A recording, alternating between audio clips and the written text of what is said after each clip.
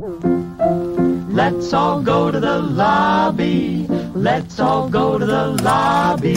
Let's all go to the lobby to get ourselves a treat. Delicious things to eat. The popcorn can't be beat. The sparkling drinks are dandy. You are listening to Phantasm Podcast. Hey, this is Trevor Sternad. Ryan Edge back from the Black Dahlia murder. Tom Gabriel Warrior. Eric Green from Simple Tour. Ross Dolan from Immolation. This is Anthony Michael. We are Gorgasm. Ismail from Creator. This is REC of Body Count. Terrence from Suffocation. Phantasm Podcast. Join your host Corey Gorecrest and Dr. Vincent West for exclusive interviews with the sickest bands in metal and more. Head over to cultoffphantasm.com, the only gravesite for all things horror and death metal. No filler, all killer.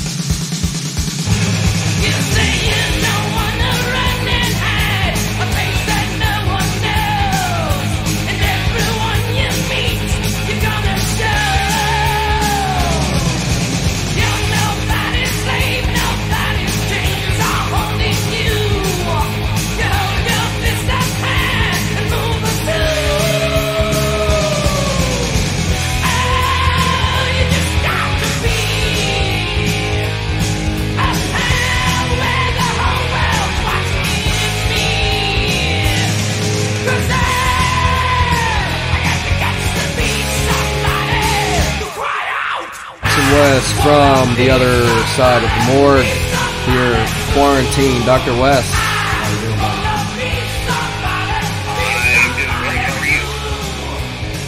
Doing good, and here in isolation. We're doing the quarantine. As you see, the Vestron Pictures logo comes up on the screen, and this one I haven't seen. This is a doctor recommendation. Doctor, what do we got here? Courtesy of Tubi. This is, I love Patrick Swayze, and this is one of my favorite movies he did. I saw this as a kid. I've liked it. I rented it. And, may have seen it as a drive-in, and I can't really remember, but I know I rented it. Betamax, VHS, whatnot. It is Steel Dawn with Patrick Swayze. It's kind of a Mad Max thingy. In the far distant post-apocalyptic future, a breed of warriors roam the wastelands, facing danger and placing their lives at risk for their ideals. They fight to establish a new order, so that from the flames of the old order, a new life can begin. Patrick Swayze, star of Dirty Dancing, returns to the screen in Steel Dawn. The search for justice has begun.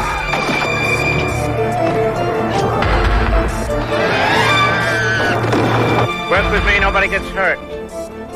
Turn me down, a lot of people get hurt. Never get away.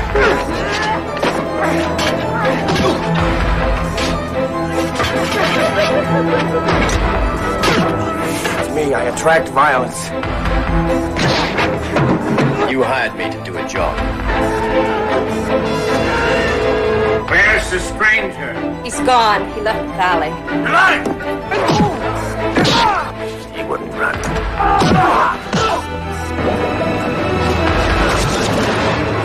The whole thing's gone too far. Too late to stop it. Joined, you bastard!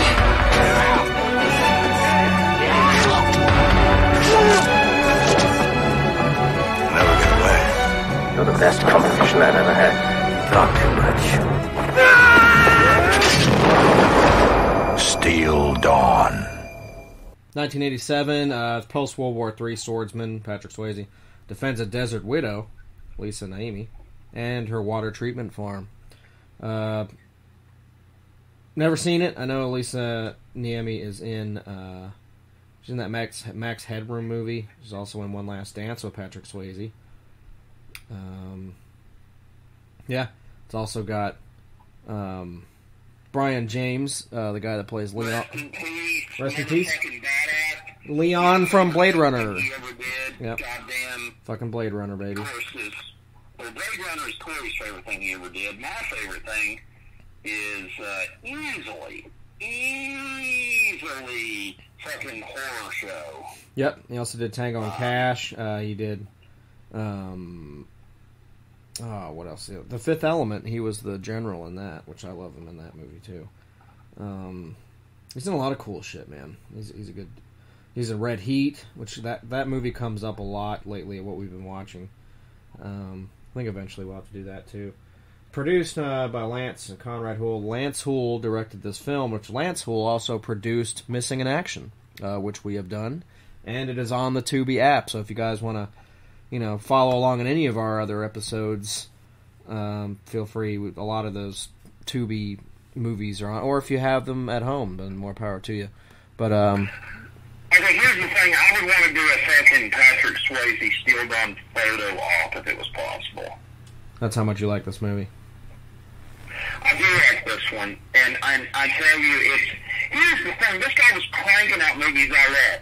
Youngblood, fucking goddamn this, then Roadhouse, then Playbook. Are you kidding me? I mean, this guy is fucking fantastic. And Black Dog, just love his stuff, man.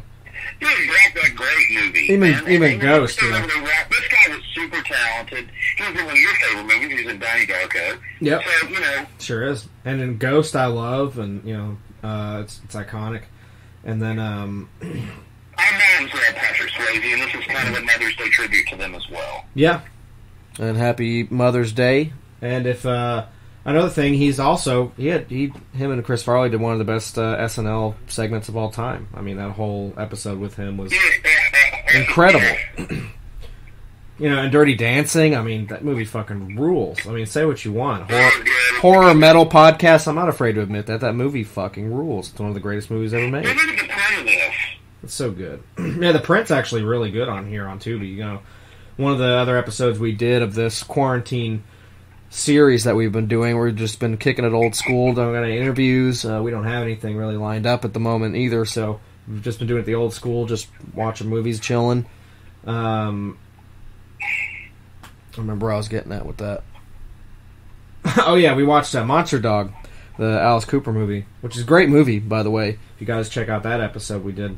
The print looked like the fucking Betamax print. Like, it just looked terrible. And that one has a Blu-ray, like a Kino Blu-ray.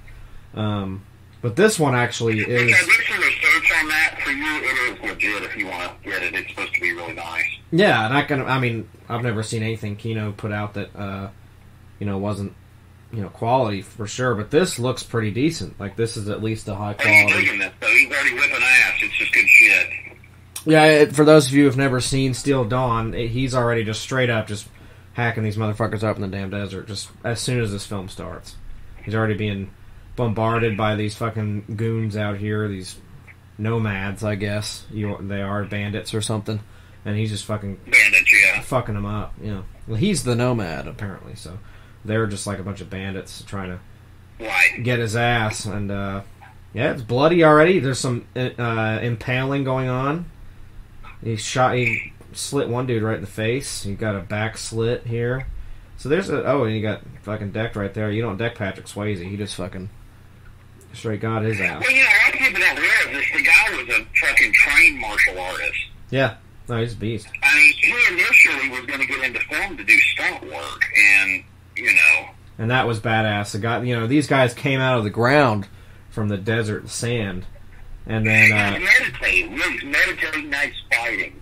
And he saw another guy about to come out, and he just stabbed the ground, and you could see blood come out of the sand. That was a beautiful shot. It looked almost like oil, like it was like blackish blood. It looked crazy. But yeah, he just whooped, like 7 or 8 bandits' asses straight up. Dude, this movie is ridiculously underrated. It's so good. It's already good, and I love that Patrick Swayze's got the rocking the fucking beard. You don't see that very often. He's just like rugged as fuck. He's got the McCready beard. Yeah, he does. Even for what you say, but it's this. He does have them. He's killing it. That was... He's killing it. He's killing it. But I'm telling you, this is a great movie, man. This is a... There's no Blu-ray of this, unfortunately, in this country. There may be a all-region one or something. I haven't researched that. Probably watch this later. But yeah, I hope you enjoy it. I hope if anybody's checking this out with us, check out Steel Dawn. It's a really good movie. And it is on the Tubi app, and it's free. It's more sci-fi action, but it's really good. Yeah, like you said, it's kind of like a Mad Max counterpart, if you will. Decent budget, too. This had a fairly decent budget. It looks great, and, you know, it doesn't look cheesy at all. I saw this at a drive-in in Cocoa Palms. Okay. This is going to sound really weird. I have a little coffee can I've had since I was like 7 years old that I put all my movie stubs in. I literally just found it. Here's something interesting I want to talk about before we get into Altering the Future and all that and take you back to 87.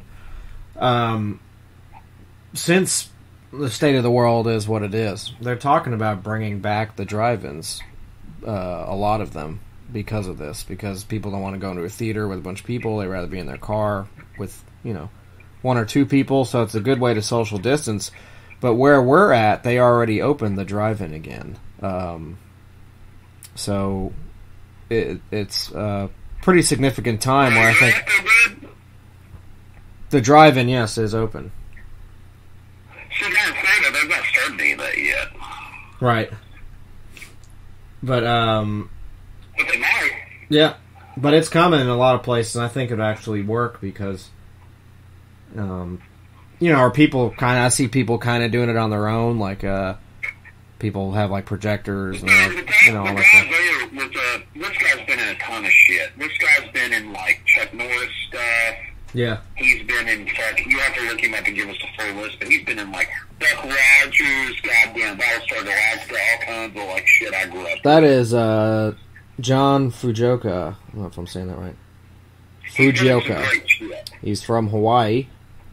He died in 2018, which is unfortunate. That sucks. Rest in peace. This guy rules. But he was in American Ninja, which we almost did. American Yakuza. He was in American Samurai. A lot of movies with American in it. He's in Mortal Kombat. That's where I noticed him from. He was the monk in Mortal Kombat, like the main one that was talking to Liu Kang. That's how I know him. He's also in Future World. He was in Pearl Harbor. I'm sure a lot of people have seen that. He was in The Octagon with Chuck Norris. Yes, he is. He's in a bunch of stuff, but yeah. Noticed him from Mortal Kombat. That's definitely where I've seen him before. But, you know, got a good cast coming here. The people in this movie. Let's see who else we got. Huh. We'll get back to that. We'll do it as we go. I guess we'll go ahead and cue up the Chuck. Actually, you know what, real quick before we start, let me pull up something. Yeah, that's crazy. Actually, just watched Mortal Kombat not too long ago. They're great movies. Those movies actually don't age. Like, I think they're just perfect. This is going to bother me, so just give me 1 second. I'm just looking up something real quick, because it's going to bother me if I don't do this. Right. Give me just, like, 2 minutes to do this. It won't take me just a second. You're all listening out there. This is me being... Have you ever been bothered by seeing someone and you're like, he was also in... Because I'm also swear to you, this guy was in the A-Team, too. He might have been. I only pulled up movies. I didn't pull up the TV stuff on there. Well, I'm going to do the TV shit on him if you're cool with it. Works for me. Oh, we got some more action picking up. Dude, I'm telling you, it's a great fucking movie. Boy, John's about to throw down now. He's got his sword fucking... It is already really fucking cool. It's like a super good, like, almost fantasy style, but it's really rugged. You know, it's a lot more like, I don't know, Mad Max with swords, which I kind of like better. You know, I think the sword play is really cool. And wow, he lived to be 93 years old. Yeah. I think right here we might be seeing our boy here. Okay, you ready? Yeah. I'm going to hit all the greatest hits here. Motherfucker was on Walker, Texas Ranger. Say what you will, that shows guilty pleasure. Love it. He was on the Dangerous Minds television series, which is weird. Huh. He was on Baywatch Nights. I love me some Baywatch Nights, kids. If it's got Hasselhoff in it, I'm tuning in. Oh, yeah. Okay, here's where we're getting... There we go. Friday the 13th, the series. Freddy's Nightmares. Yep.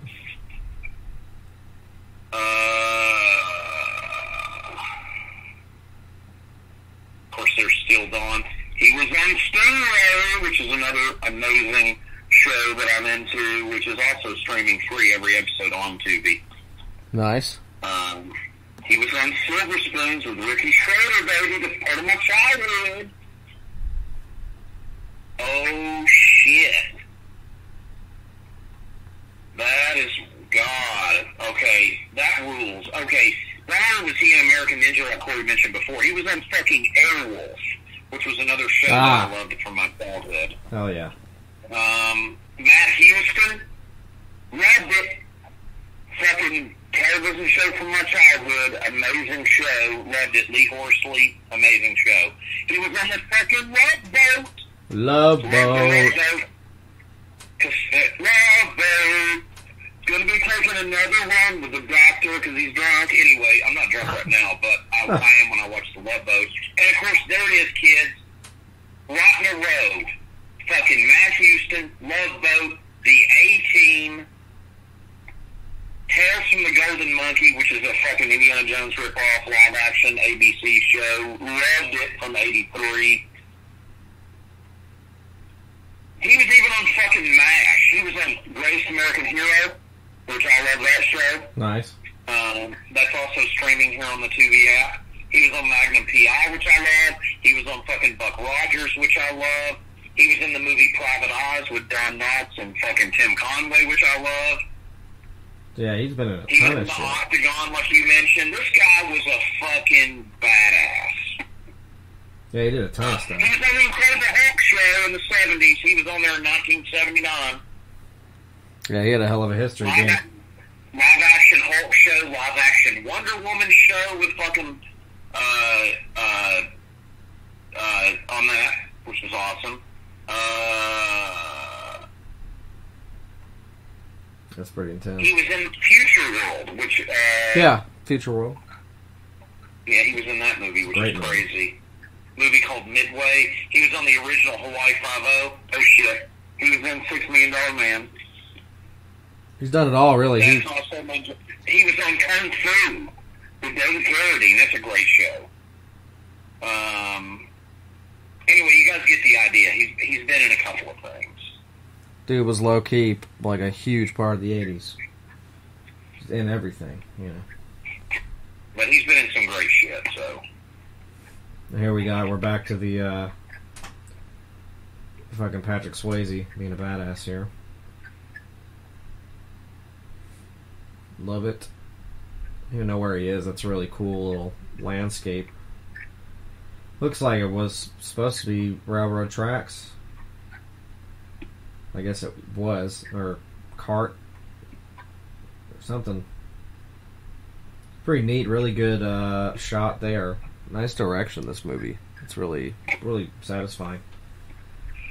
It's taking the tracks on. I'm kids. I'm cheating a little bit. I got the sound up just a little bit so I can hear it. Because I haven't watched this in a minute.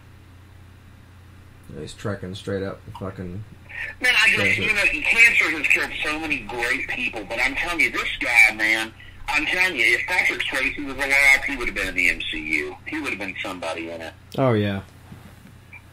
What a great actor, man, and it's like every day we just lose more and more people in our lives that are talented, you know? And this guy, legitimately, to me, I think is a hell of an actor. Yeah. Oh, yeah. Let's see where they shot this. I want to talk about something real quick, because I want to actually talk about this a second. One of the most offensive things as a Patrick Swayze fan, if I may, and it's always bothered me, is fat-ass Kevin Smith on a commentary track for a DVD special edition release that MGM did about 20 years ago. He thought that him and his producer should sit down and make fun of this film. What was that on? If anybody can find this, if you guys go to like a secondhand place, like a thrift store or a mom and pop video store, you can find this DVD. It's a DVD special edition from like the late 90s, early 2000s. And if you want to message me, I can actually show you what it looks like. But because I actually have it. And the Blu-ray doesn't have it, which is awesome. When Shot Snack put it out, they completely deleted that. Apparently Kevin Smith got mad on his podcast that they deleted it. It's like you're making fun of somebody that's dead, asshole. You know? They did a commentary track on the DVD for this? There's a commentary track on Roadhouse of him. Oh, Roadhouse. Scott Mosier making fun of fucking Roadhouse. How'd you make fun of Roadhouse? That movie rules. Because he's a fat prick, that's why. You know, that Khan is a bitch, motherfucker. I know, right? I tell you this, Patrick Swayze wasn't married to a man that he called his wife. He is a very beautiful man. Oh, this movie was filmed in Namibia. That's southern Africa. Is where this was filmed. And I'm not lying to you about that commentary track. It's completely, if you're a fan of Patrick Swayze, it doesn't matter, but I'm just saying if you are, it's completely and totally defensive to listen to it. Because when I sat on there, I was like, what's this? And I got really drunk because, yes, I'm that kind of a movie nerd. I listen to commentary tracks. Corey can tell you, do I not? Oh, I do too. I was telling you yesterday, the stupid shit I was watching. I like behind-the-scenes stuff. It's fun. I'm just saying, you know, that a lot of people don't do that, but I'm just saying, I found it really offensive, and it's him and that Scott Mosier guy, or whatever his name is, when they're literally making fun of Patrick Swayze and Sam Elliott. Sam Elliott's a great actor. Why are you making fun of, oh, this movie sucks, this movie's stupid? It's like, no, you know what sucks and is stupid? A lot of the movies you've done. Yep. You know? It's like, I mean, the guy's done some okay stuff, but a lot of the stuff he's done is just garbage. It's like this is half-ass, I wish I was stuck in John Hughes comedies, and he thinks he's clever. Right. Well. Oh, shit, I'm in a commercial break. Yeah, me too, actually. We actually synced up on that. The last one we did, folks, it was like every 5 minutes they do fucking ads. I think yours and mine are synced at the same time, so it should be back right now on the movie. Mine is not back yet. Okay, well, I paused it. We got the Anakin Skywalker on the screen. Something about the coronavirus. They want you to still come to their restaurant, stay at their hotel, even though you're going to get AIDS and die. Seriously, I'm not joking. That's what it was about. Let me know when yours is up. It's back up. I'm at 18. And give me 1 sec. I said the swirling swirly, the sperm swirly. Like it's going, oh, it's going to come back in a minute. I'm right here. It's like Anakin Skywalker's on the screen. It's a joke, but... Back. All right, I'm at 1853. You got the kid on screen. You got the hot post-apocalypse. It looks like Linda Hamilton, but it's not. That's Lisa. And there is Brian James, baby. Love him. We'll cue up the Chuck. We'll do 87, which we've done to death, but it's a really good year. Altering the future.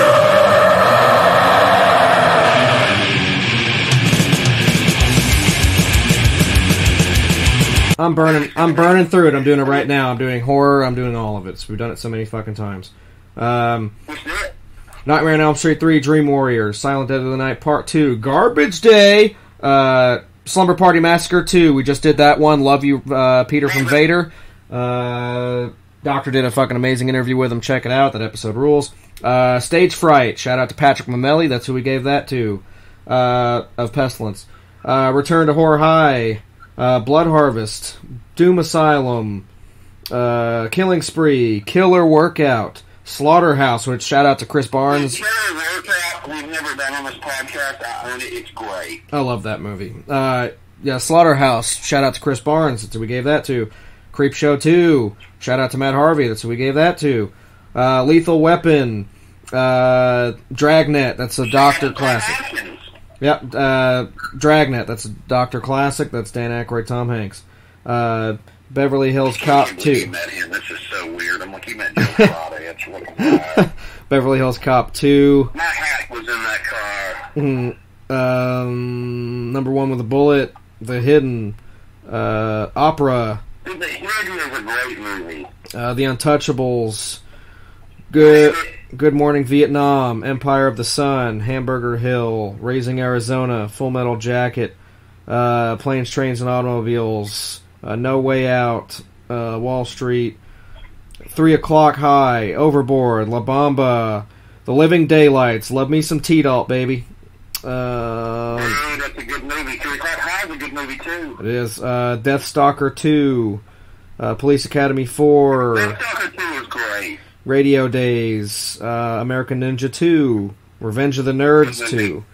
Revenge of the Nerds 2, dude. That's good. I gotta say, his brother, he's on the fucking,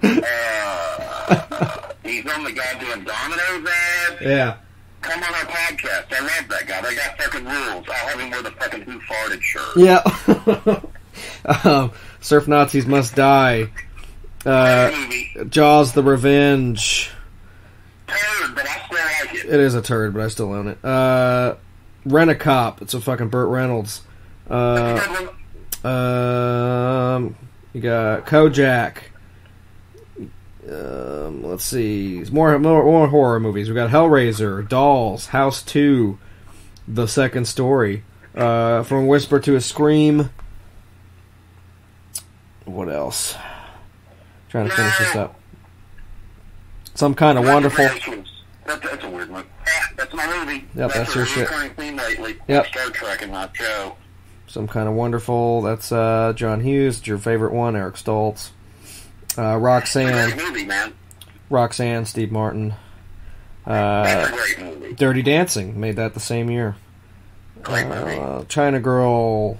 The Stepfather. Angel Heart. Good movie. Dude, Angel Heart is actually a really good movie. It is. Fatal Attraction. Slam Dance, which that's Virginia Madsen, but also Lisa, that's in this movie, did that one the same year too. Man on Fire. Let's see, Masters of the Universe, one with Dolph Lundgren. Shout out to Ross and Matt again. Superman 4, Quest for Peace. Teen Wolf 2. That movie's awful, but I read it. It is good. It's cheesy good. Witches of John Cryer is fucking Lex Luthor's nephew in that. He just keeps rapping going, okay, Uncle Lex. It's awesome. Witches of Eastwick, Inner Space, Batteries Not Included, Harry and the Hendersons. Inner Space I've never liked. Batteries Not Included I've never liked. Yeah, it's weird. I have it on VHS though. Harry and the Hendersons. Shout out to Rick Baker. One of your favorite movies, Monster Squad. Let's see. That's probably, I don't think you can top it, although it's the double duty. Yep. If you're going to go 87, you've got to go Monster Squad for me and... Lost Boys. Yes, sir. And that's it. Yep. That's all I need. Spaceballs, Adventures of Babysitting, then I'll do my other And I would drag that in my dry linen closet. Yep. As my third. Prince of Darkness. You know what, man? Okay, I'm just going to say it. Because everybody, at this point, everybody's just picking up on this. Here's the deal. Everything, okay, and I'm not ad-libbing any of this, okay, so I'm going to go as far as vampires to John's first film. I pretty much like everything. Right. Except the thing because society's ruined it. Yeah. I know that's petty, but it has, just like we've ruined Star Wars. But realistically, right now, I'm not wavering on this ever again. Here's the deal, and these are not in order, I'm just naming these off. My go-to John Carpenter movies. John Carpenter is my favorite director. If you did not know that, but listen to this podcast all the time. The only other person that I love in horror that I want to meet besides him before they die, which would be amazing, is Stephen King. But we're not talking Stephen King in this part. I may talk about it later, though, because I have a big mouth. But right now, I love Prince of Darkness. I love They Live. I love The Fog. I love fucking Assault on Precinct 13. I love the TV version of the original Halloween. Yeah. I love those movies. Those movies are so near and dear to my heart. And did I say The Fog? Yeah, I did. Big Trouble. Here's the thing with Big Trouble. Big Trouble is such an amazing film. It's almost hard to believe that it's even... Yeah, it's fantastic. But to defend Prince of Darkness, I don't ever give Prince of Darkness enough credit. Prince of Darkness is fucking fantastic. It's a go-to movie. It is a go-to. Yeah, They Live, The Fog, fucking, 7 Precinct 13. I mean, his cabinet is very special to me. Here's the thing. I love Christine. People don't hear me bring that one up. That's one of Corey's favorites. I love that movie. I've seen it too much. I've burnt myself out on my own movie. Yeah. And it happens. There's a period of time there where I watched that way too much. And it's not that I don't like it. I think it's incredibly effective. I think the score is fantastic. I mean, it's King and Carpenter. It doesn't get any better than that for me. But, right. But no, Prince of Darkness. Sorry, I was rambling. Great movie. It's good. The Gate. And Alice Cooper, Cosmo the Monster Dog, which we did yesterday. So there you go. Yep. The Gate, Evil Dead 2. Well, here's the Gate. I was wearing my shirt today. Hell yeah. The Gate. I got Bad Taste, which is on the Tubi app. And then I'll do the last few here. Worth mentioning. Do Full Metal Jacket, The Princess Bride, The Running Man, Over the Top. Hold on a second. Okay, here it is, kids. There's three. There's three. Running Man. Okay. There's three. Are you ready? Here we go. It's Monster Squad, The Running Man, Lost Boys. I love them all three the same, but I still want my copy of Dragnet secretly there because for its comedy fun value. Right. Just like Corey, not The Running Man, but his other special movie that he likes to keep holding near and dear to him is RoboCop. Yep. That's my number one of 87, besides Lost Boys. Has had that on more time. I'm like, what are you doing? Watching RoboCop. Watching RoboCop. What is Predator 87? Yeah, they're both. Yeah. Well, just forget it. There's three. I just did it. It's Predator, goddamn fucking Lost Boys, and fucking shit. RoboCop. RoboCop. That's my three. That's my 3 of 87 for sure. I mean, goddamn, that's just it. But I'm telling you, kids, you don't have to trust me. If you want the doctor's opinion, I'll write your prescription for it. The Running Man is fucking fantastic. It is. One more I will mention, since we have Brian James in this movie from Blade Runner. Another movie that came out in 87. Horror Show. Don't forget that. That movie's so good, dude. Right, and Horror Show, but this is specifically a Blade Runner. The reason I'm doing it is because of Blade Runner. Because he was in that film, I'm going to mention one more. It's another rest in peace. It is Rutger Hauer and Wanted Dead or Alive, and Gene Simmons is also in that movie. 87. That's a great fucking film. It is. It is. On Blu-ray. It's good shit. Rest in peace, Rutger Hauer and Brian James. 87. Good year. Good stuff. That's the movies.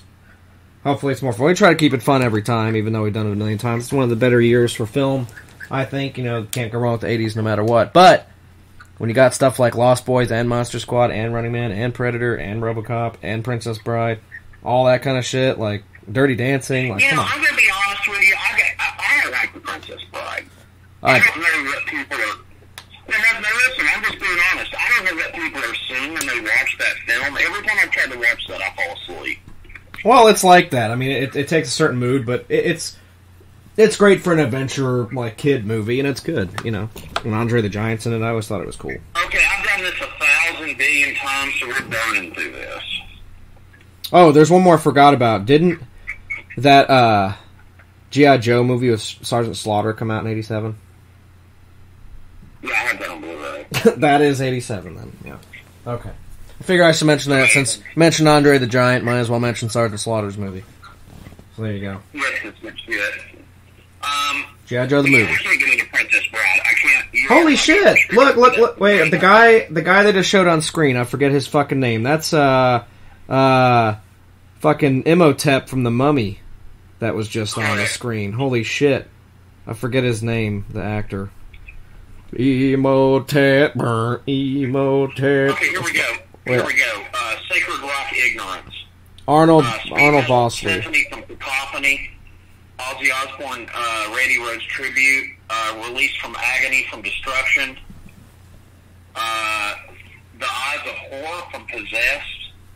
Also an EP from that year, the 598 Garage Days EP from Metallica. It's great. It's good. Let's see here. The I'm the Man EP from Anthrax, which is really weird. Subtitle Whitesnake album. John Sykes, great guitar player, was in Tigers of Pantang and Thin Lizzy. It's a great fucking Whitesnake record. I don't care if it's popular, it's fantastic. I've liked it, saw the tour, I don't fucking care. Triumph and Agony from fucking Warlock. This is for Corey Warchrist, Celtic Frost into the Pandemonium. Favorite Celtic Frost album, one of my favorite albums of all time.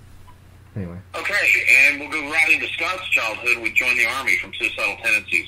Great record. Crossover from DRI, which is great. It is. Schizophrenia from Sepultura. Permanent Vacation from Aerosmith. Saw that tour. First time my uncle ever let me drink an entire beer. I was in 6th grade. Hell yeah. Nightfall from Candlemass. Love it. Under the Jolly Roger from Running Wild. Scum from Napalm Death.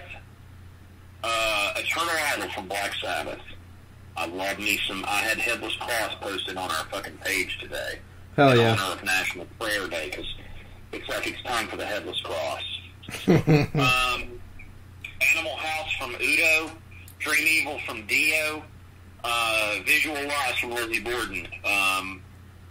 Probably my favorite. Overkill Taking Over. Once Bitten from Great White. Persecution Mania from Sodom. Back for the Attack. Dawkins, Corey, and Matt in the grave. Oh, Love yeah. you guys.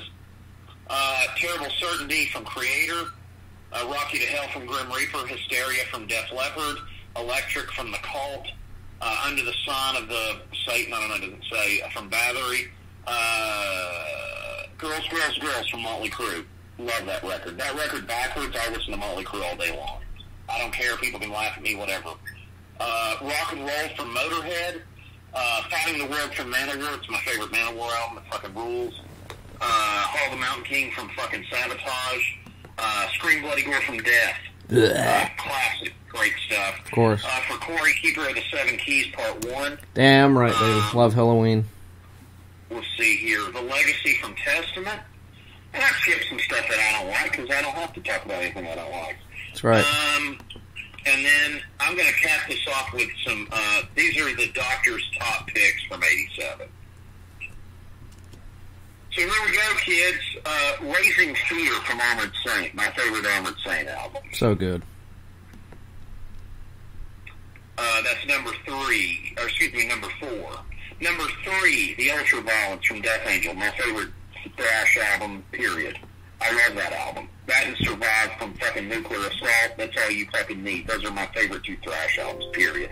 Even though Death Angel has literally diarrhea shit all over this podcast. Now, my top 2 records, are you ready? Last 2 records, these are just some really great records, I think. Number 2, I put it at number 2 because I want you guys to go out and check this record out. It's my favorite thing in their catalog. It's ruthless, and it borderlines the beginning of death metal, even though it's not accredited to it. I've never got to have this conversation with these gentlemen, and that would be Tom or Gary from this band, but we will one day. I promise you we will. Number 2 is Pleasures of the Flesh from Exodus. Number 1, Corner, R.I.P. Oh, yeah. Kids. Woo! And I'll tell you one thing, I got finally is being shipped because it came from Europe.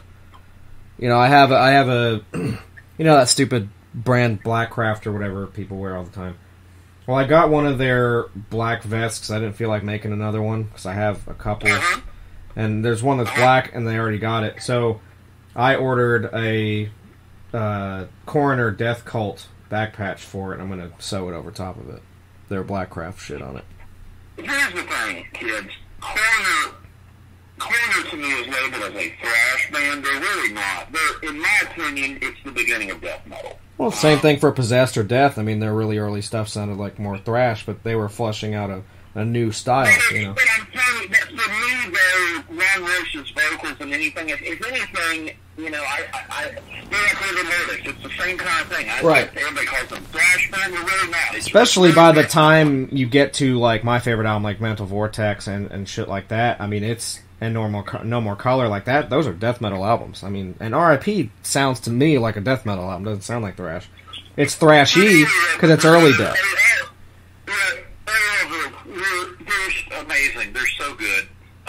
I got an ad starting in about 4 seconds.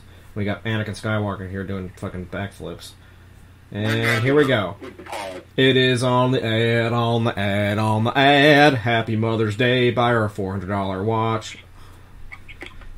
Samsung's got your back. We want Here's what I'm going to say. First thing I ever heard from Corner was Mass Jackal. It's an amazing song. It's fucking nasty as fuck. Now listen, the very next day, this is a true story. The very next day, I went to Record Bar in Boca Raton, Florida, at the big mall, and I got in the big mall. And I had 2 ads. 2 of them. I've never looked back. I've got to be honest with you. I've been a Corner fan my whole life. I've never not liked them. Okay, I'm back. I like them. I'm back. Huh? I'm back. What's the timing on yours? Mine is at 36:27. We're on it perfectly. He's sleeping, Sweet. having a Yep. nightmare. Yep, he is. So your first was Off Punishment.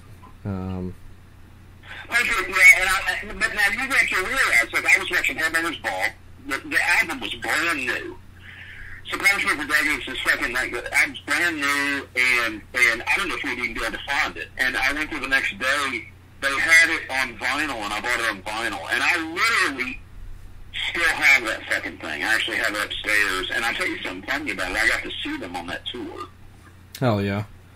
Mine was the first time they ever played over here, and I've got something really cool to say about that. It was all IRS bands on the bill, so I got to see Corner with Nuclear Assault. So that's nasty. And I think else was on that bill, Crow Mags. Hell yeah. Dude, I'm just telling you, here's the thing. Some double New York shit, some double New York goodness, and then you got the Swedes. Here's the thing, man. People ever get fucking Harley or John Joseph on here from fucking Chromax, and those dudes don't like each other, we get them on here separately. Because I'm still, to this day, have a bone to pick with Metal Blade Records, because we were supposed to have had Blood Clot on, which I don't even know if it's a thing anymore, which was John Joseph from goddamn Chromax, and we never got the fucking interview. I was supposed to fucking interview him, and it never happened. Yeah, I don't know what happened with that, but we'll figure it out. It was the same bullshit. It was, it's full. No, that's alright. It's just, that's logistics we deal with on our end. It's alright. We'll deal with it. But either way, I think the first time I heard Coroner was when I was still in Long Island. My friend Chris's dad introduced me to a lot of metal stuff early. This is when I was like in 2nd or 3rd grade. And he showed me R.I.P. The one I remember hearing is the title track. Is this the people with all the Kiss shit? No, different. Okay. But they showed me a lot of other different stuff. But I remember hearing the song R.I.P. And he showed me that and other weird stuff, like that's the first time I heard White Zombie and shit like that. So, but I always thought Coroner was cool. It always stuck with me from hearing it then. So we used to just drive around his car and go to comic book shops and stuff. And I remember when the Blade movie came out, we went to the comic shop just to get the toy of Blade. And this was in Ronkonkoma. So, let me see. It had to have been like 98 or something. I'm trying to remember when the Blade film came out. That was 98. So 8-year-old Gore Christ. Yeah. We went to that comic book shop a lot because that was his mom lived in Ronkonkoma, so we would go back and forth and get dropped off at his mom's, and he had, that's where I first saw fucking Starship Troopers and all that stuff. That was the same year. That was just a great fucking year for sure. Just a lot of cool shit. My childhood was when I was 8. It was good stuff, good times. Now we are Patrick Swayze in the cave here back in Steel Dawn land. Here's the thing. There was a drive-in that was near where my mom worked at J.C. Penney, and I remember my uncle took me to see this at that drive-in. And what was cool about it was, wait a minute, is the Wraith 86 or 87? 86. Man, I had a blessed childhood. Anyway, but all I got to say is this. I remember seeing this. I've always liked it, and I've always liked him. And this movie is different from any other thing that he's done, you know. And I'll tell you another movie. If you kids have never seen Youngblood, it's a great movie. He's so good in that movie. Him and Rob Lowe, it's fucking awesome. There's a very young Keanu Reeves in that movie, too, if you're a John Wick fan. Anyway. John Wick, man. But, you know, I don't know, man. I think a lot of... oh, shit. Reposition myself here. From something unless you lived it, you know? And Fuck. This is complete and utter nostalgia for me. It's a great fucking movie. I fucking love this movie. So actually, you know, Brian May, that it's not to be confused with Queen's Brian May, but the one that scored the Mad Max films also did this film, which I think is pretty cool. Right. I brought that up earlier when I was, yeah. And then, I think Lisa Niemi, who he's with here in this scene that's been with him, they were actually married until he died, which is morbid. But they were actually, that was his wife. That's his wife. Yeah. And she was in Dirty Dancing. You didn't hear me say that? No, but that didn't. Yeah. Okay. Well, yeah, that was his wife. Totally. Was in Dirty Dancing with and everything. Let's see. Just reading some trivia here. The shipwreck, partially buried in the desert, that was at the beginning of the film, appears to be the wreck of Edward Boleyn, a cargo ship that wrecked off the Namibia's Skeleton Coast in 1909. So I guess that was really there. Which is insane. That's really cool. And then, as I pointed out earlier, it says early film role of Arnold Vosloo, that is Imhotep from the first and second Mummy films. Oh, wow. Let's see. This is one of several movies, many of them Italian, that were labeled rip-offs of Mad Max 2: The Road Warrior. The list includes Endgame, Bronx, Lotta Finale, Striker, Battle Truck, The Bronx Warriors, Escape from the Bronx, Warriors of the Wasteland, 2020 Texas Gladiators, and The Exterminators of the Year 3000. I love this post-apocalypse shit. I will watch every single one of those movies. And a lot of them are probably on Tubi. I know damn well that Escape from the Bronx is on here. Let's see. The film was a major flop at the box office. Not surprised there. This is the only film written by Doug Leffler. And then second of only 3 feature films directed by Lance Houle. Of course, Lance Houle produced Missing in Action. Let's see. The picture was likened to the Western classic Shane from '53. Leonard Maltin said the film was a futuristic rehash of Shane, and rating the movie stated the flick was a futuristic Shane story. So I guess Leonard Maltin actually enjoyed this film, or at least must have. Seemed appropriate enough. I wanted to take a second, if you're cool. I wanted to say something real quick. What you got? I don't know if my mom's alive or dead. Unfortunately, Gore Class Mom's not with us anymore. And I just want to take a second to just also say that Witcherfucker, which is a really close friend of this podcast, lost his sister, and this is kind of a wake, if you will. Isn't that what they call that?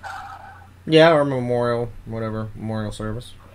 So we're kind of having a memorial with Mr. Swayze here, too, who's no longer with us. And, of course, the gentleman on the horse is the Phantom from Kiss Meets the Phantom of the Park, which is a great movie. It is good. I like that movie.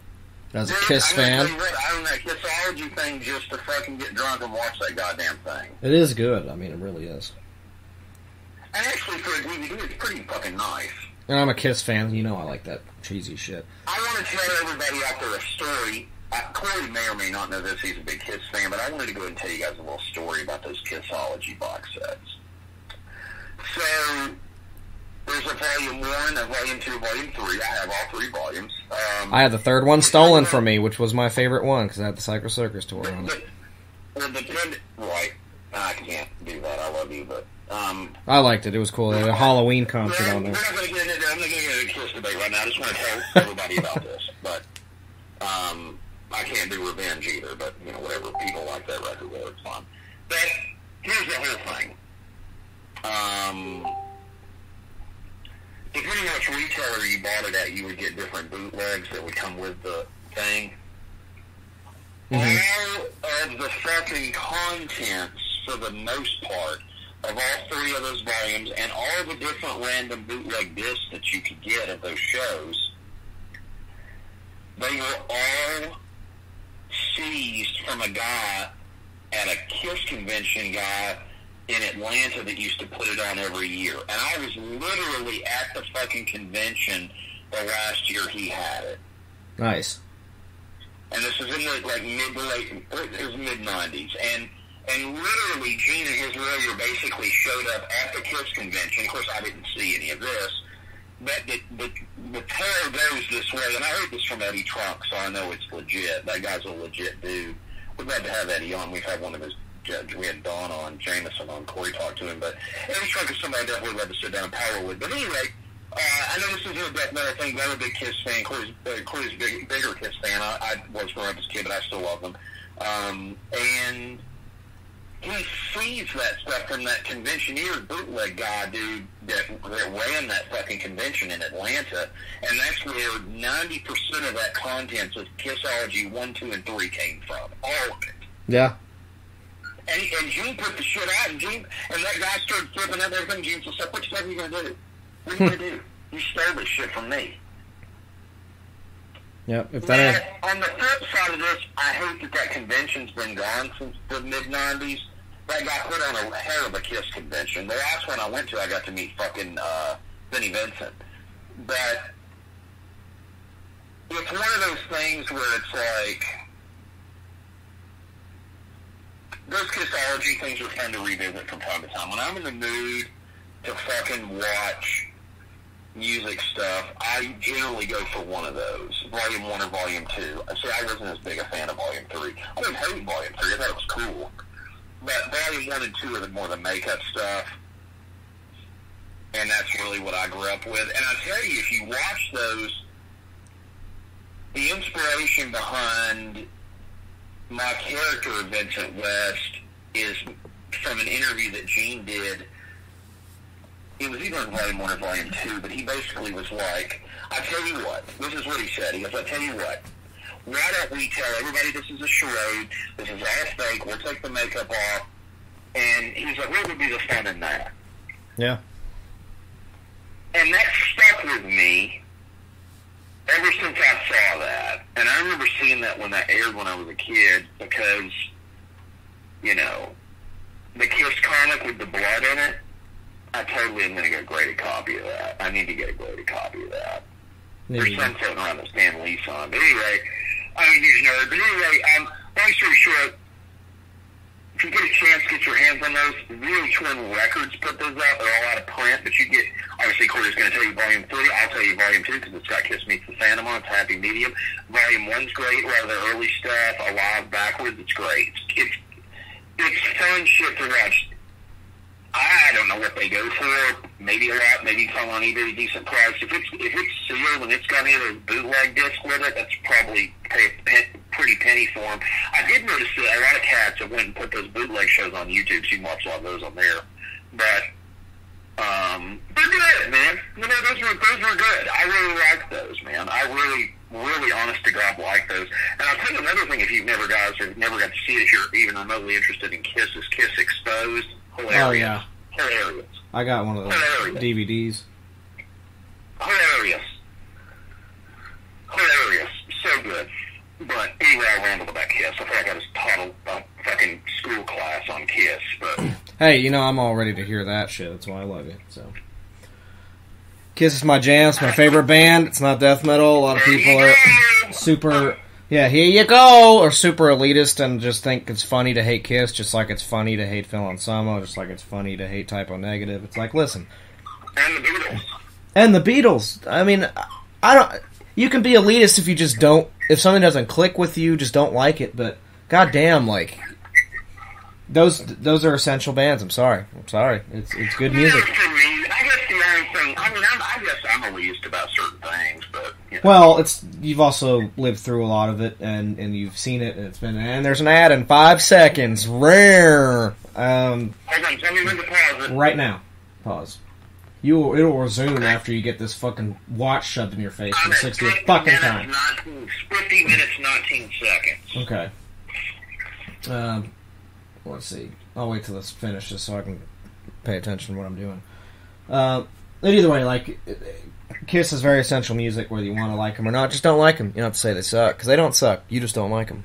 Kiss is one of the most influential bands of all time. They made some of the best, like, rock, like, love songs ever that are actually listenable, because I hate love music. But, like, Kiss actually made really good music. And that's my favorite band, so everyone can suck my balls. Well, real quick, I want to say this, too. 15 minutes, 16 seconds. Sister passing. Yeah, we got sidetracked. These assholes that are going online and telling you guys out there, I'm just telling you, because it's hit one of our own now, that are telling you that this COVID-19, or what the hell it's called, the coronavirus, whatever, is not real. It's real. So... Oh, it's very real. It's claimed a few celebrities already. It's dangerous. It's real. It's hit off Phantasm family now, so it's real. I had a friend, Shelby, in California that, she moved out there, and she has it, and she's had it for a few weeks, and been posting posting pictures of herself in the hospital and giving updates and saying how bad it is and how much it hurts. And what was her name? Her name's Shelby. And it's not a joke, Well, get well, Shelby. Yeah. It's dangerous, man. It's hurt and killed a lot of people. Clearly from New York, it's decimated that state, which makes me sick to my stomach. It's awful. I want to just say, some of the best guests we've ever had ever. When should I unpause this? Oh, unpause it. I'm sorry. I got sidetracked. Now I gotta pause it and wait for you. I am at 51 minutes, 24 seconds. You're going to have to give me a second, because I have no way of checking that. Patrick Swayze is getting a rub down right now. Good old massage. So whenever we get to that point. No, that's not happening here. He's just hugging her. Right, it's after that, so just tell me when you get to that part, and that's where I'm at. Because she just started doing the old masseuse here. But yeah, it's... Hold on, we're about to the masseuse thing. I got something really nice to say about New York. Give me just a second. He's a masseuse. Alright, and good. So, here's the thing. Some of the most fantastic people we've had on this podcast have been from that state. It makes me sick to my stomach. My heart goes out to all of them, their friends, their family, everyone. I feel for everybody up there. I tell you what, for a redneck from South Florida, I felt pretty welcomed by a lot of those people. I can't say that about a lot of our guests. A lot of our guests, have been fucking rude cocksuckers. We've had some real pricks. I wouldn't say most of them, I'd say a couple of them. We've had some great people, but we've had some fucking assholes. And assholes can come from anywhere. But I would say this. Legitimately. Phil Malevolent, I know he's a Floridian now, but he's originally a New Yorker. The Suffocation Boys, the Immolation Boys. You guys have been so fucking goddamn cool. Thank you so much. From the bottom of my heart, you guys are the fucking best, man. Brett, rest in peace. Brett Hoffman, what a cool dude. New York boys, man. It's good stuff. Then there's some that are from New York that turned out to be rough bastards, but, well, I can't control that. Hit or miss. The actual New Yorkers, the real New Yorkers, those people, they're having great. Phil from Malevolent and fucking Terrence, Derek, the Suffocation Boys, Frank, Marlon, the best people in the fucking world. They're the absolute best fucking people in the world. I love you to death. Great people. Ross and Bob from Immolation, thank you. I didn't get to interview them last year, and they were trying to do everything they could that day to make it happen because we had some other shit going on with my job and wheelchair fucker, but whatever. But the reality is, at the end of the day, stand-up dudes, I love those guys. Shout out to fucking Mike Smith. Talked to him recently. Original Suffocation drummer, great dude, amazing guy. Just really good people, and we were reminiscing, and I sent him the interview and listened to it, and it was just fucking funny. But hell yeah, good folks, man. And I found it really interesting that the East Coast is decimated, and most of the West Coast isn't even touched. That's what I don't understand. And then everybody in fucking China's like, "Oh, we're fine, and we're not going to help you out." See ya. It's like, that's fantastic. Yeah. This is not a political podcast, however, that's my thoughts on that. I agree. There's Brian James. Yes, he's old Tark in this film. Actually, I have to call him Max Jinky. That's what I like to call him. He's old Leon. Dude, the Max Jinky photo op for me would have been the coolest thing in the fucking world. That's his character in the horror show. Sean Cunningham, amazing shit. And like I said, the fun thing about the horror show, there was a big, because I saw both of them at the theater. It and Shocker came out around the same time, and nobody really knows who stole from who. Each movie's a little bit different. Right. But both are supernatural, and both are killed in the electric chair. So yeah. It's just coincidence. I don't know what the deal is, but Horror Show 3 is known as House 3 in Europe. I don't understand that, so. I don't know. Because there's no connection. Even Sean Cunningham's came out and going, there's no connection to that. But, you know, it is what it is. It's weird. I don't really realize how big Brian James actually is, but, I mean, he's a big motherfucker. I fucking love this guy. This guy was a part of my childhood. He's fucking awesome. He looks like Hulk Hogan in this movie. Yeah, it's great. He's running around with his fucking... He looks like Hulk Hogan. He actually looks like a cross between Hulk Hogan and Rick Steiner. Yeah, he's got the fucking blonde mullet, and he's got the fucking... Scott Steiner. Big Papa Pump, yeah. No, he does. Which actually, I want to give a shout-out right now. Scott Steiner's son got drafted in the NFL. That's pretty badass. It is. Let me look real quick. I'm going to run my thing here, kids. A little sports trivia for you, and wrestling trivia. But yeah, Brian James got his fucking Hulk Hogan mullet. He's got his guns out. He's a big ass dude. You know, you don't really notice it. I mean, I didn't at least. And then him next to Patrick Swayze, he makes Patrick Swayze look tiny. I mean, he's a huge guy. I guess I just never really noticed it before, but yeah, Brian James is a big man. He's a big motherfucker. Patrick Swayze's just always been chiseled. You know, he's very fit, dude. Dude, this is fucking awesome. Bronson Rucksteiner, which is fucking Scott Steiner's son, is a fullback, and now he's on the goddamn... He's on the fucking Ravens. It's fucking awesome. Jesus. Look him up, though, dude. His name is Bronson. Look how big this motherfucker is. Bronson starter. Let's see. Check this out here. That he named him after Charles Bronson. That's so fucking death metal. Let's see. Yeah, Bronson. Oh, that's Rick Steiner's son. Whatever. It's one of the Steiner brothers. I don't care. Bronson Reichsteiner. Jesus Christ. Whatever, it doesn't matter. You know what I meant. It's in the family genes. Whatever. I had sort of a thing. Whatever. It's one of the Steiner brothers' kids. It's fucking amazing. He's on the Ravens. It's rad. Holy shit. Yep. Look at him, though. He's a big bastard. Yep, he was signed in April of this year. So. Yeah, it was set for the draft, baby. Came from Kennesaw State. Down in Georgia, yep. Yep, Devil down in Georgia. Well, I was formally introduced to you, Bronson Reichsteiner. Let me see. I'm looking at the actual video right here. Jesus Christ. Anyway, kids, I'm a huge Saints fan. I'm not a Ravens fan. I'm a huge Saints fan. I love NFL football, though. And Corey's a huge Jets fan, if we've never aired that out on this podcast. Corey's also, this is the one that he doesn't like a lot of people to know. Corey's also a huge Atlanta Braves fan. Listen to one of our quarantine episodes. We do some sports trivia. He's the biggest Mets fan I've ever met. He's a Mr. Met through and through, and he is a Jets fan. He's a big Jets fan. He's a New York Rangers fan, which I don't know why. Anyway, he doesn't say he's better though, so he gets a pass, and he is from New York, so it's okay. I'm a sailor. I'm from New York. I love him to death. He's a good dude. But yeah, he's a huge Jets fan. If you want to know what my brain looks like stoned, just watch the scene in Ghostbusters 2 where they slime the inside of the Statue of Liberty and it walks around New York. That's what my brain looks like.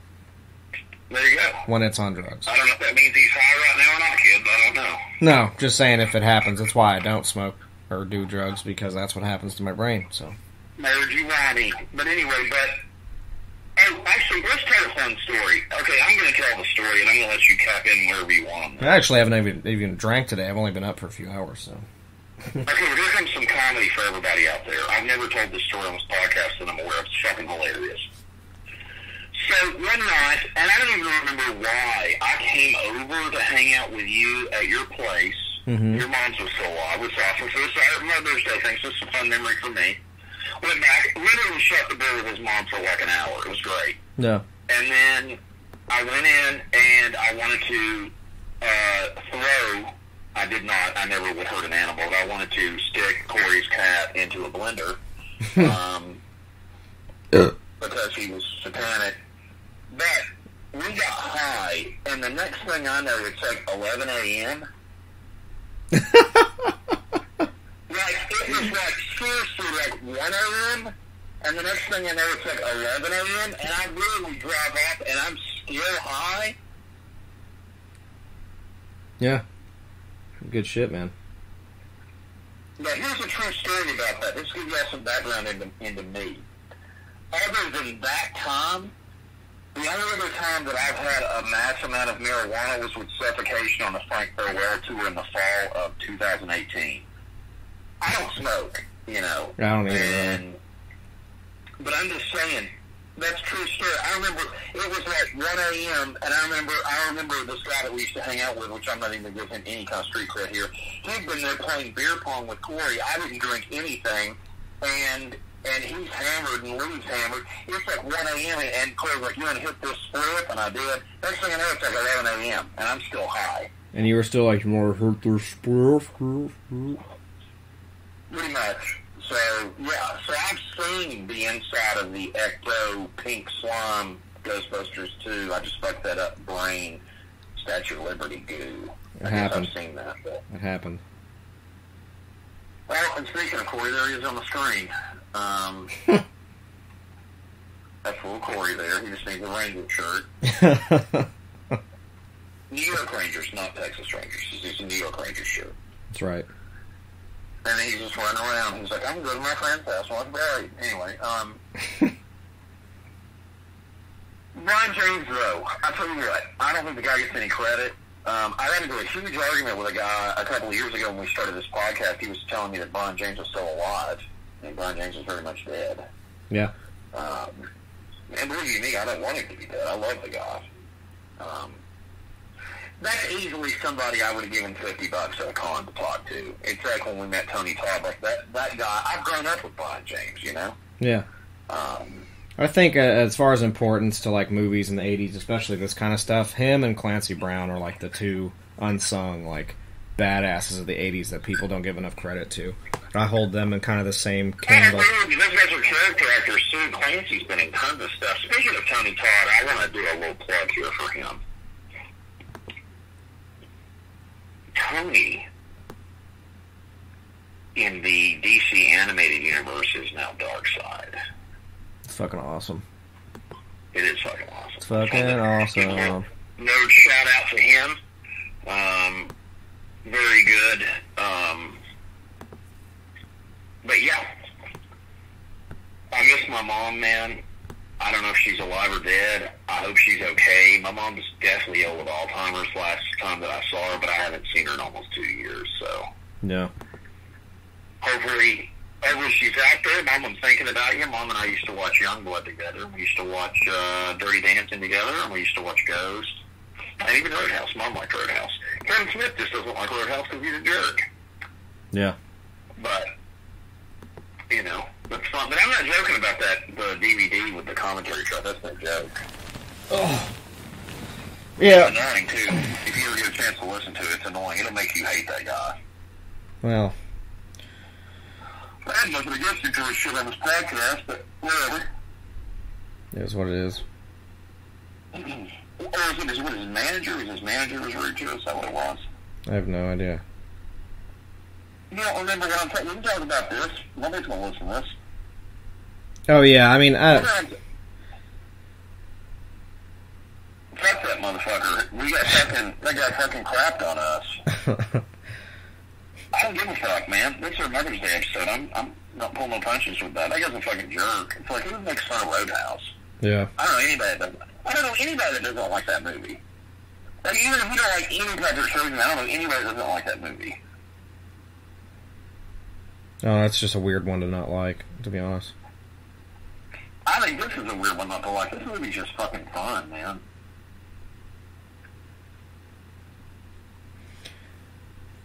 That is really good. And you know, when people want to be like, oh, it's just a Mad Max ripoff. No, it's like, it's not. It's just, it's a post-apocalypse movie. I mean, they're not riding around on dirt bikes and fighting over oil at all. The ultimate fucking trilogy of this stuff is this, fucking Waterworld, and then you can do maybe Road Warrior, you know? Yeah, I mean, I'll take that all day. And I think this one fits in with that perfectly, you know. Very entertaining. I love seeing as much screen time as Brian James is in this movie. I fucking love it. And Patrick Swayze rocking the fucking beard. It's fucking badass as fuck. This one's just good, man. It doesn't feel like Mad Max. It just feels like a post-apocalyptic movie, you know. It doesn't give me that vibe. It's not all about, like, the cars and the tech and all that stuff. It's just, they're just fucking fighting. Yeah, I don't even need to put a negative spin on stuff, but I just, you know, I take it very personally when people, you know, when people are nasty or rude, like a lot of people have been during this outbreak of this virus thing, you know, to me in public. And it's like, you know what? There's no reason to act like that. You're wanting out of the house for a minute. I'm wanting out of the house for a minute. Why don't you just ignore me? I'm ignoring you. You know. Right. But it's hard to ignore somebody when they defecate on your body of work. Yeah, you know. And I'm not saying anything offensive to anybody, whatever. But I'm just saying, in general, if you defecate on a body of work that I'm doing with my broski here, I'm going to take it to offense. Yeah. I'm just going to be like, whatever. Fuck, And now I would like to do our brand new segment here on Phantasm, and it's who's up to something. And it's just a fun little thing I'm going to do real quick here. And if nothing comes of this, I will quietly walk away from this. This isn't a new segment. I'm just being a shit. Let's see here. We'll just call this Letters to the Doctor.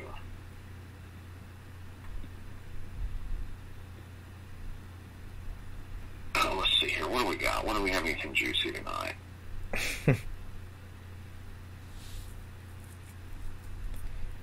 Let's see. Let's see what we got. Well, that's really fucking annoying. Hold on. Doctor's doing some digging. That's never a good idea. Oh, it's nothing bad. Who is that? Okay, we'll just leave it at that. Hold on. Let's see this real quick, because this girl has a nice butt. Oh, that's very nice.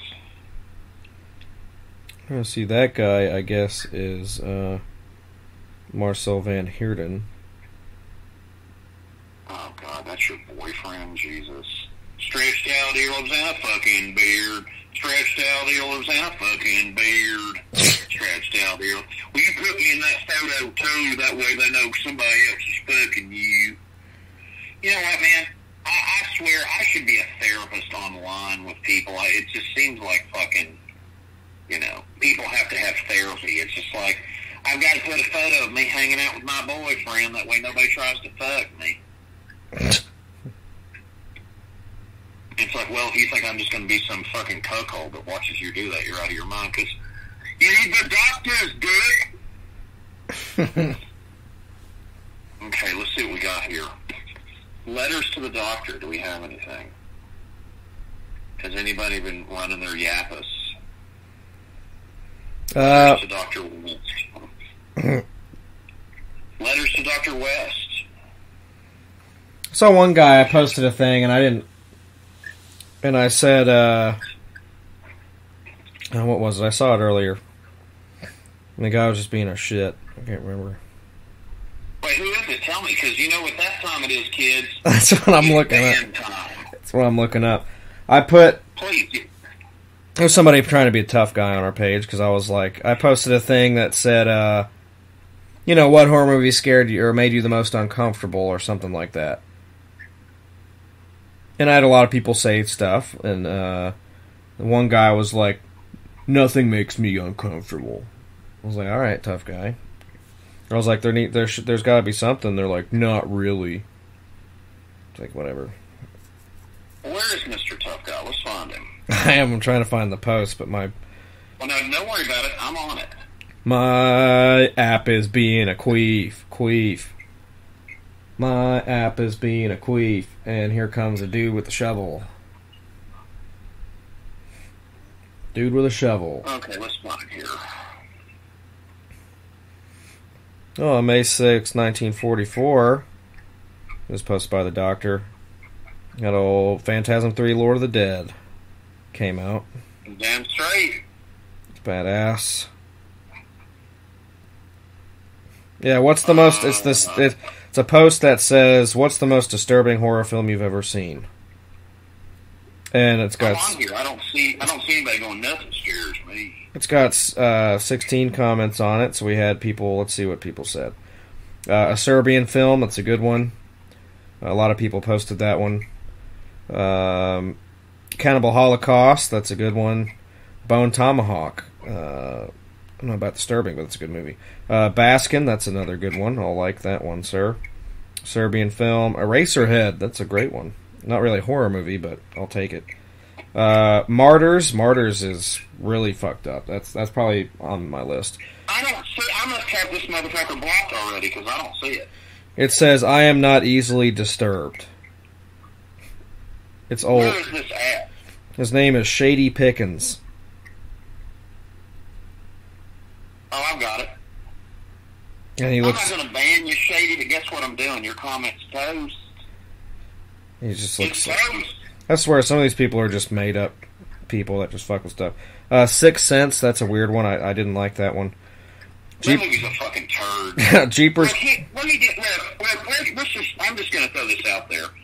I'm not a Bruce Willis fan. I'm just not. I have some of his movies, but am I a fan? No, I'm not. Yeah, I mean, I've never really... Stuff he's in, I'm not like, oh my god, Bruce Willis in it. I mean, I'm not... Like, Die Hard's a great movie, the first one.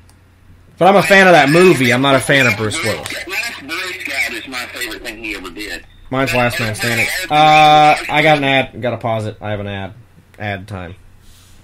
Ad time. I wish Samsung would be on this podcast so we get money. You know, that'd be great instead of us having to promote this app and not promote their shit because they're on what we're trying to watch. But it's like, Jesus Christ, we put these Samsung ads in here enough as we've watched them this past few days, and we'd have all kinds of shit. Go to Grubhub. Make sure we give you our COVID food. Here's this old lady inside of Grubhub. We want to make sure that she gets her COVID breadsticks. All right, I'm back. Unpause. Corey wanted you all to know, too, to always use Grubhub, and he loves them. And... Yeah, they're great. Just get your COVID breadsticks. And what's another one? Jeepers Creepers and Aliens. It's weird. Look, here's the whole thing. I'm fine with whatever, and I didn't do anything to you there, bud. I just removed your comment. So here's the thing. He was just being a dick. There's a guy, and I want to talk about this son of a bitch. There was a guy that messaged me privately and just straight up attacked me. Told me that I needed to be doing this, I needed to be doing that, I need to be doing this. And I essentially was just like, number one, go back to your igloo and go fishing. And that'll give you some kind of a hint of where he's from.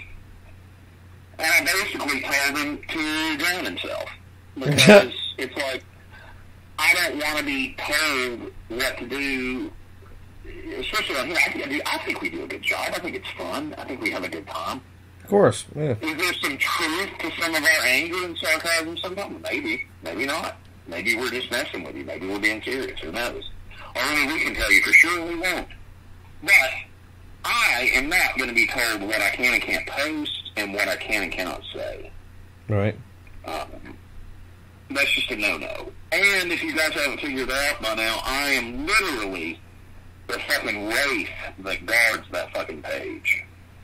Oh yeah, I don't have to do shit. You'll tell me stuff if you slip out, all the fucking time. I'm like, I didn't even see it. Be like, I didn't even see it. And you'd be like, I know, because I took it off of there. I was like, oh. All right. Thank you. I'm very protective of it, and I'm very selective. I try to put entertaining stuff up for you guys. I'm glad you guys like the Headless Cross thing. Great song. Everybody should give the Tony Martin era fucking Black Sabbath a chance. I love it. It's good. It's great stuff. Works for me. I grew up with that. I didn't grow up in the fucking 70s where I'm like, everybody thinks I'm like 900 years old. I was born. Like, Ozzy was a solo artist when I was a little tiny kid. So... And I love the Ozzy solo stuff. Black Sabbath. I saw Tony Martin Black Sabbath. I saw fucking Dio Black Sabbath. That's what I grew up with. I was still tiny though with the Dio, but with Tony Martin stuff, I was a fucking early teens, you know, like 13, 12, 13, 14, 15, that era when I was out. And that's what I like, man. I'm not going to apologize to you for it. That's what I like. Yeah. You know, we need to get Tony Martin on here. That would be fucking rad. That would be rad. Hell, I'd love to have fucking, goddamn him and Tony at the same time. That'd be fucking amazing. Do a little reunion actions. Oh, hell yeah. Oh, shit, we're gonna get sued by fucking Charlotte, and they all fucking hang out. Anyway, because I've said this before. I said this probably 4 years ago when we started this podcast. To me, if anybody should have the name Black Sabbath, it shouldn't be Ozzy Osbourne and Sharon Osbourne. It should be fucking Tony Iommi. He's on everything. Yeah. He's the only member of that band that's on everything. Yeah. Bill Ward, you can jump into a fucking icy lake. Who cares what you fucking think? Cozy Powell on Headless Cross could fucking outdrum you under the fucking table all day long. Rest in peace, Cozy Powell. Amazing session drummer. And that guy played on the fucking record. It sounds like he's hitting goddamn clouds of thunder when he's fucking nailing them drums. Yeah.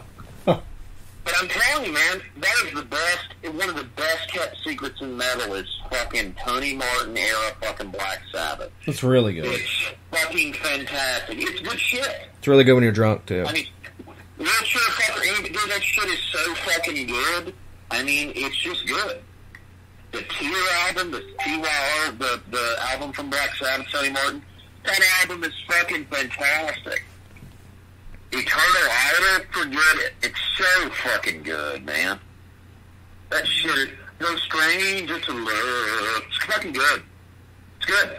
All those records are good. Go listen to Tony Martin Black Sabbath. Come back and tell me what y'all think of it. It's good shit. And it's evil. It's evil. It's not Daniels gathered in them masses. It's not that. That stuff has its place. I'm not trying to knock it, but I'm sick of it. You know what I'm saying? I'm sick of it. Go listen to the satanic fucking evil. I wouldn't necessarily say satanic, but the evil sorcery fucking Tony Martin era Black Sabbath. It's good. It's great. It's good shit. Really good shit. Another good record too, Born Again. Yes. Ian Gillian. That's a really good album. All those albums, usually people just don't touch them because they're not Ozzy. Yes, it's fucking, it's amazing. It's amazing. It's amazing. And, like, people just don't touch it because it's not Ozzy. It's like, well, you listen to, like, Heaven and Hell. Like, you know, it's like, well, why don't you listen to Tony Martin shit? Because it's great. Or Born Again. It's great. It is, and there's not enough of it. The Tony Martin stuff is so good, dude. I'm telling you, man, that shit is, I saw it live. I was like... I think it's good because they did, you know, that record. I think it's, you know... It's just kind of stands on its own, but it's Black Sabbath because it's Tony, you know. It definitely is what it is. It's perfect, I think, you know. Which album? Are you just saying the stuff with Tony Martin? Huh? Are you just saying anything with Tony Martin and Sabbath? Because I totally agree with that. Yes. It's just good, man. I mean, like I said, I remember... There were a couple of people that I turned on to that. It's just good, man. Richard fucker goes, oh, this is fucking great. Because it's... Tony's vocal range is in the same realm as Ronnie's. So if you like Ronnie era Sabbath, I think it's a pretty easy transition to Tony Martin. And I'm going to be honest with you, there's a rumor going around. Nobody's going to care about this that listens to this except you and me. Actually, we have some real music connoisseurs out there. But do you want to hear what the rumor is? What? Tony Martin, apparently his health is not that great and everything. So there's a rumor going around that happens, you know, I would fucking shit my pants. Nothing against Tony Martin. I fucking love Tony Martin. But there's some talk going around that, and man, that Tony Iommi and fucking Jorn Landy are going to do some of that kind of stuff together. God. And man, that is just the perfect match of just classic metal. Because if there's one man on this planet that gets no credit, that has the classic metal voice, that of David Coverdale meets Ronnie James Dio, meets Tony Martin, meets even Bruce Dickinson to some degree, it's Jorn Landy. And man, what I think that would just be killer. Because a lot of people don't know this.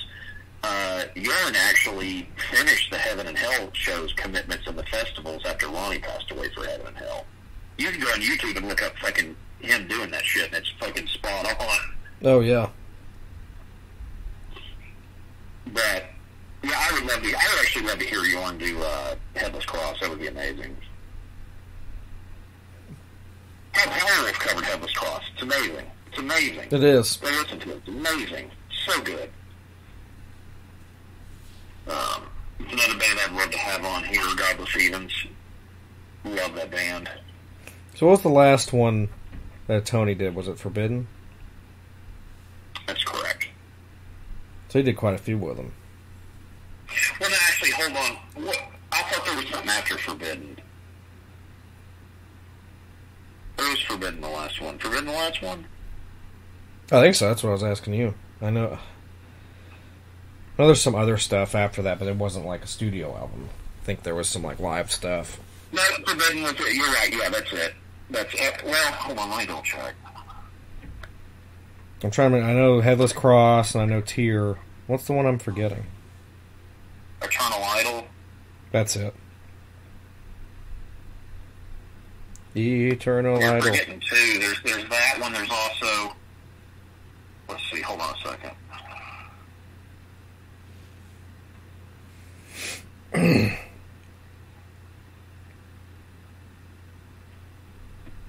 Okay, hold on. Here we go. Here we go, kids. I'm going to give you the deal. So here we go. So, and this is in order. Okay, so I was right. Okay, hold on. Cross Purposes is the other one. So Eternal Idol. Okay. Which I saw that tour. Headless Cross, saw that tour. Tear, saw that tour. Cross Purposes, which I saw that tour. And then Forbidden, and I can't remember if I saw that tour. I don't even remember them playing in Florida on that tour. So I saw the first 4 albums in Florida with him. I'll tell you a cool story. The Eternal Idol tour, man, they ended up moving that from like a concert hall to basically a goddamn club. I got to watch Black Sabbath in a goddamn club with Tony Martin on his first tour. That's badass. Here's a cool Cross Purposes tidbit, their album from '93. The song Evil Eye was written by Geezer, Tony, the other Tony, and Eddie Van Halen. But he was not credited because of the label restrictions for Warner Brothers. But he wrote that fucking song with them. So there's Eddie Van Halen's song on that fucking album. That doesn't tell you not to check this shit out. I mean, come on. These are fucking gems of metal. Dude, I'm going to tell you something. The only Sabbath records I own, besides, on the Ronnie ones, but obviously, is Born Again, the One and William one, and all of the fucking Tony Martin shit. I own all of it. It's good stuff, man. And then Born Again's great, too. And here's the thing. If you're going to listen to Ozzy era, take a hint from me and Corey. Just get 2 records. These are the only ones you need. Get fucking his favorite, Sabotage. Damn right, baby. It's good stuff. It's heavy. And get my favorite. And that's fucking... A lot of people just look over this one. Get Volume 4. Oh, Volume 4 is great. You know, Paranoid's a great album. Like, it is. And the first album's groundbreaking. I'm not denying any of that stuff. But I'm saying, if you want something different to listen to, and you're into this 80s crazy shit that we watch and listen to on this motherfucker, check out some Tony Martin shit. It's good. It is good. Another little tidbit, it's impossible to find on CD. Oh, yeah. It's taken me at least 10 years to get all of this stuff back on CD that I have. Got another break coming. Here comes another break, and it's on break. It's fucking stupid. I'm telling you, you get these shorter films, you get these ones that are like 3 hours, it doesn't show one ad. You get this one, it's like fucking 17 ads. Are you on a break again? Yes, I am.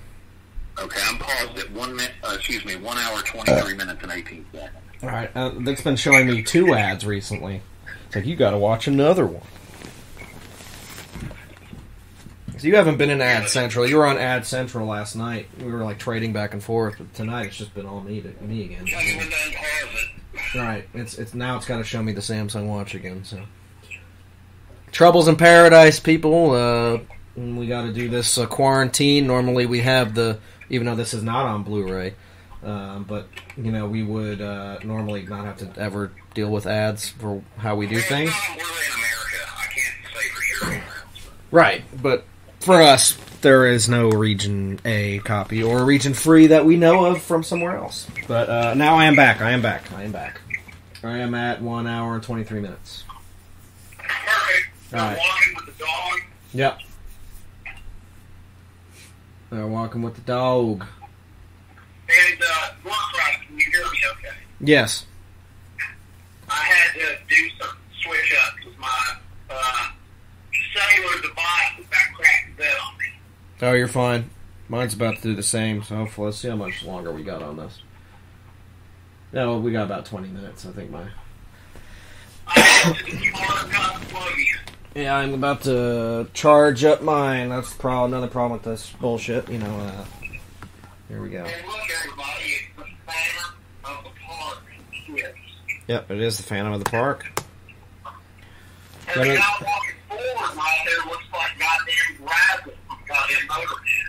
And that's a little Gore Christ right there that looks like Anakin Skywalker. That's holding the doggy.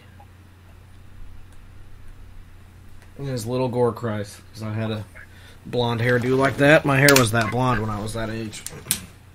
Not anymore, I got like brown ass hair now, but back then I had super like bleach blonde hair growing up. Well, you were a surfer. Mm-hmm. Pretty much. Hey, that guy looks like a villain for like a Motorhead bass player, guitar player. You're about to get killed by Patrick Swayze. Yeah, that's happening. That's a cool little setup. It looks great. Whatever print that they pulled this from, if it's like the DVD copy or something, I mean, it looks great. I think it's a little bit more cleaned up. This is an HD print.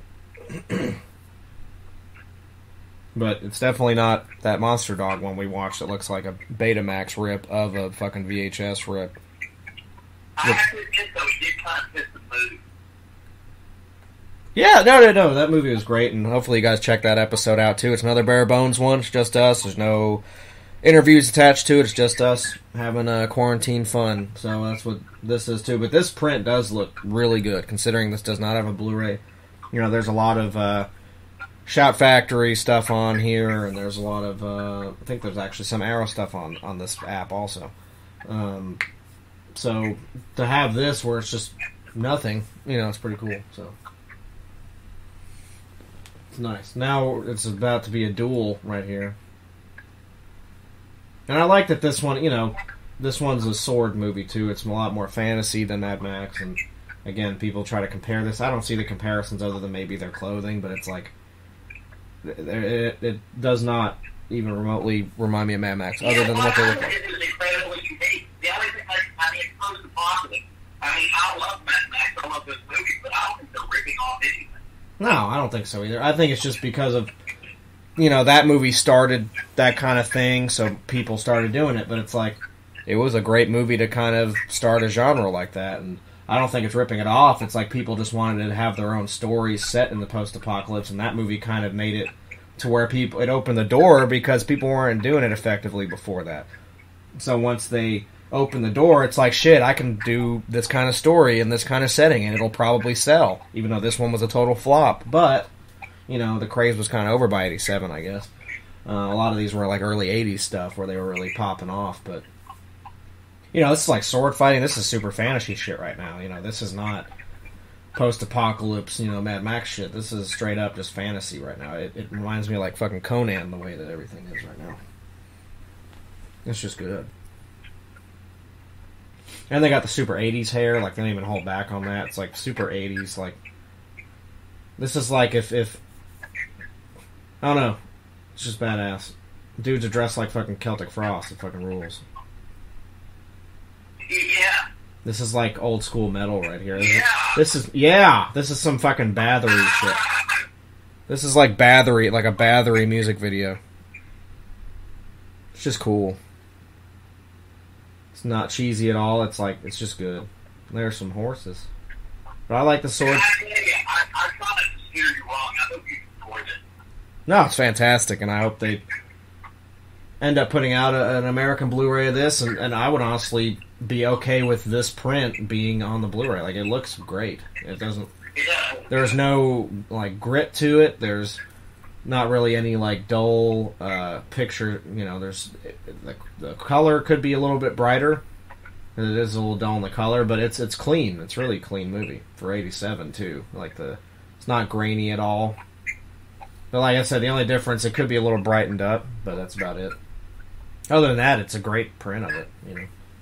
And some of these movies are like that on this app, you know. They're surprisingly, they look fantastic, and then you get some like Monster Dog where it just looks like, you know, I recorded it on VHS. You got hit with the death blow, bro. Oh yeah. I like that little cart that's got the little chairs on it, the hay bales. It's pretty cool. Yeah. Now dude gets stabbed. I just want to take a ride on that. And here goes Patrick Swayze on a ride. Here he goes. Nope. I would have just been like, woo! It's about to knock over the fucking windmill. And there it goes.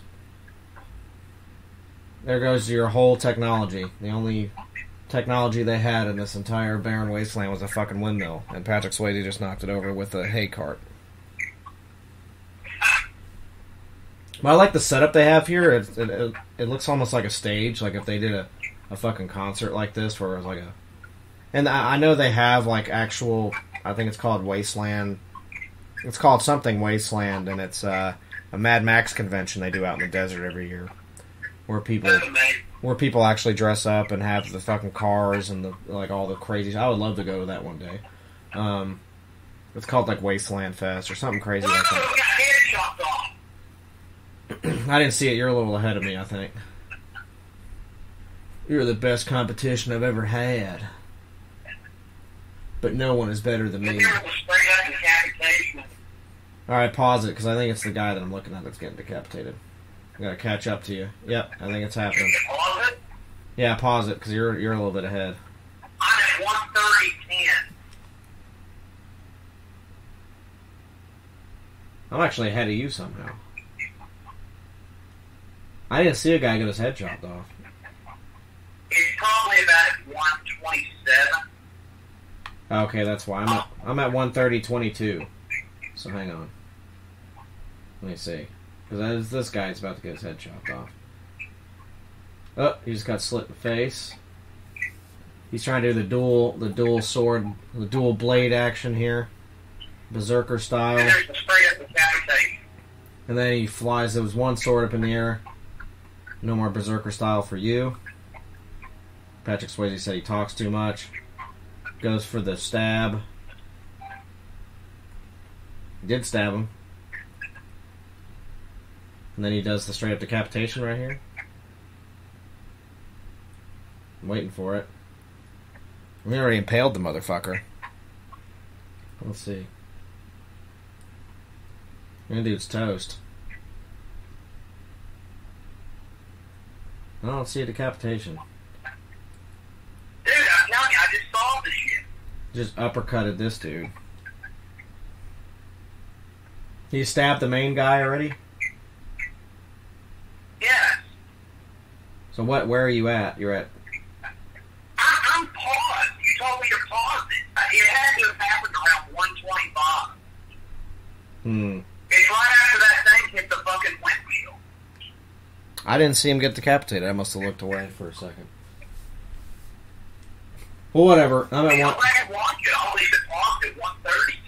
I'm at 1:30, 1:26 because I never saw it. So just keep going. So I passed where you're at. So I don't even know where you're at now. I never saw it. I'm at like 1:30. Well, just unpause it and I'll pause it. Unpause it when you get there. I'm on the dude from Phantom of the Park's face. It's a close-up of his face. And I'm just telling you, you should really rewind and watch that decapitation. I'm waiting. Alright, hang on. Is it like 125? 1:30:25 or 1:25? No, like 1:25:00. Okay. Hour 25 minutes. If you fast forward or stay right around there, you're going to see it's after that damn thing crashes and kills their technology. Alright. I mean, I would say it's like the best part of the damn movie. I don't know what you were doing, but yeah, it's straight up decapitation, baby. I mean, you see a head start rolling. Some heads are gonna roll, but some heads are gonna roll. Get you a free song. Some heads are gonna roll. Good one. Son of a bitch. Went too far. Alright, let's see. Like I said, the plane crash itself, you're like, that destroyed their technology. But right after that, he gets into a fight. Alright, I'm here. He's gonna roll it into the cart and we're gonna sync back up after this. And you'll see the nice impaling that you missed. Let's see. He's rolling the cart, he jumps off the cart. Now he's gonna destroy their little windmill here. And their flag too. And there it goes. Bada fucking boom. And he says, Lan, stop them. I guess there's this turd named Lan. I guess that's who's getting his head fucking whacked off. Here we go. There's a throat slit and then somebody gets their head cut off. Here we go. We got a guy with a flail. We got this guy with this little fucking... It's not really an axe. This weird weapon. Here he goes. Almost tries to cut his head off. That guy gets his throat slit. Oh, there it is. And unpause. It was the other dude that Patrick Swayze kills that cut his head off because he wanted to fight him himself. That's pretty brutal. Alright, you can unpause it. But yeah. You're the best competition I've ever had, but no one's better than me. You talk too much. It's pretty fucking brutal. Yep, that was worth it. It took like an hour for me to get... Who? It was like it rained a minute ago. You never know where that fucker is. He's probably one of the goons in it. He's always like goon number 5, you know. It's pretty funny. Condom salesman, you know. He's always playing those weird roles. He's like the 90s Dick Miller. Yeah. Well, he just stabbed that dude that he's fighting. That's where I'm at. But I've already seen this part. When I got way ahead of where you were at. About like a minute and a half, but... It's the fun of quarantine, folks. We're just... Knife to the throat. Yep, there it is. Yeah, you're a couple seconds ahead. Yep. And Patrick Swayze looks like Ric Flair after WrestleMania. Or excuse me, let's make that after Bash at the Beach. Yep. Or Starcade. That's a good one. How about fucking, let's do, he looks like Ric Flair in the 80s Yeah, there you go.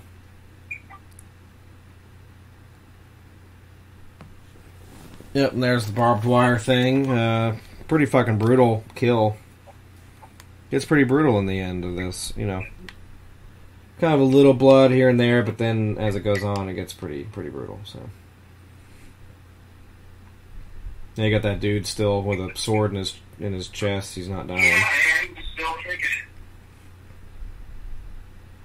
Yeah, he's still chilling.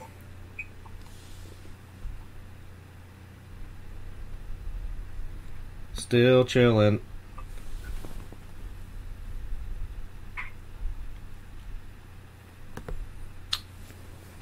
You were a commander. Why? We're a dried up valley. Dude, this movie is so fucking good. It is. In a mountain tavern. I mean, if you just want it all, I think it's incredibly entertaining. No, this is bad as fuck. The whole movie's good. And it's Patrick Swayze. Nothing to hate about it. Here he goes, gonna pull that sword out. Oh yeah, baby. And there you go.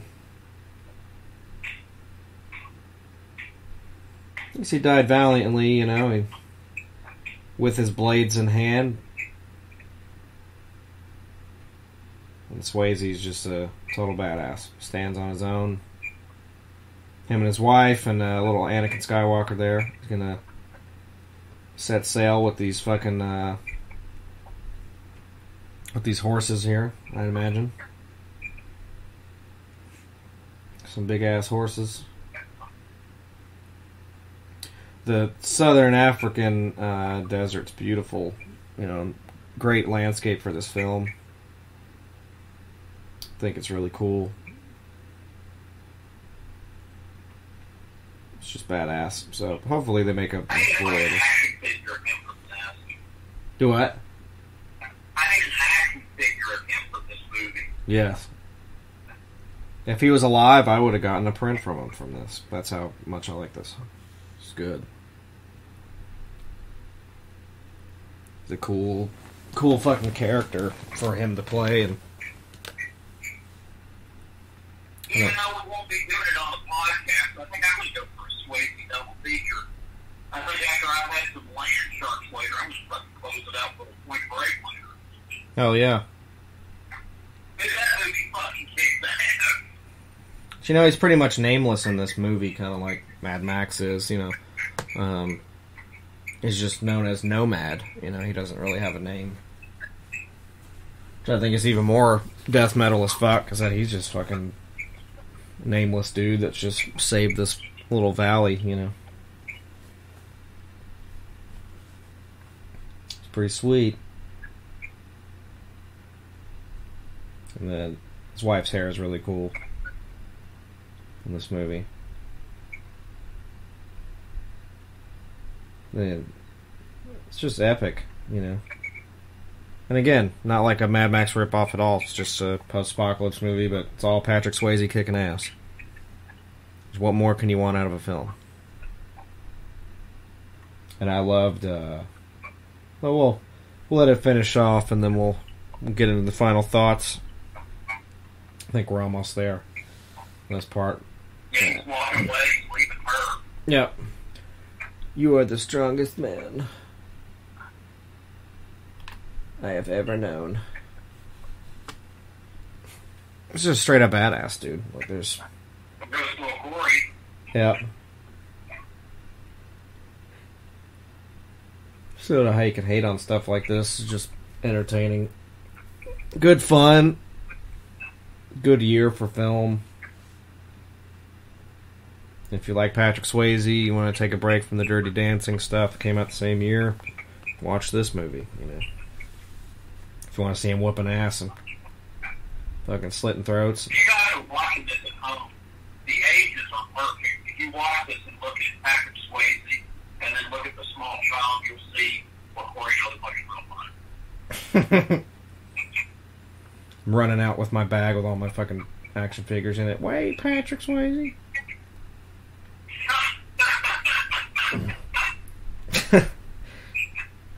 Of course. You're Yep. I did. I had the fucking carrying case where you open it up and it's got them in there. And my micro machines. And instead of that straw hat, I'd have a fucking Mets hat. But anyway. And a Jets onesie. Yeah, and Jets onesie. It'll be a Ghostbusters onesie. Or a Jets one. Take either one. Yeah, the way it is just honestly kind of wonky. He just goes his own way because he's badass. What nomads do. It's like you take care of your mother. It's very clean with Western the way it is. Yeah. Yeah, it's maybe kind of like a post-apocalyptic Western. Not the characters, but just the landscape, you know? Yeah. By the way, I'm going to start calling myself Silver Lion. It's called what? It says Silver Lion Production. I was like, I'm going to call myself Silver Lion. You know what? This is the first movie I've watched on here that it didn't try to immediately go to another film. It's actually let me watch the credits. Yeah.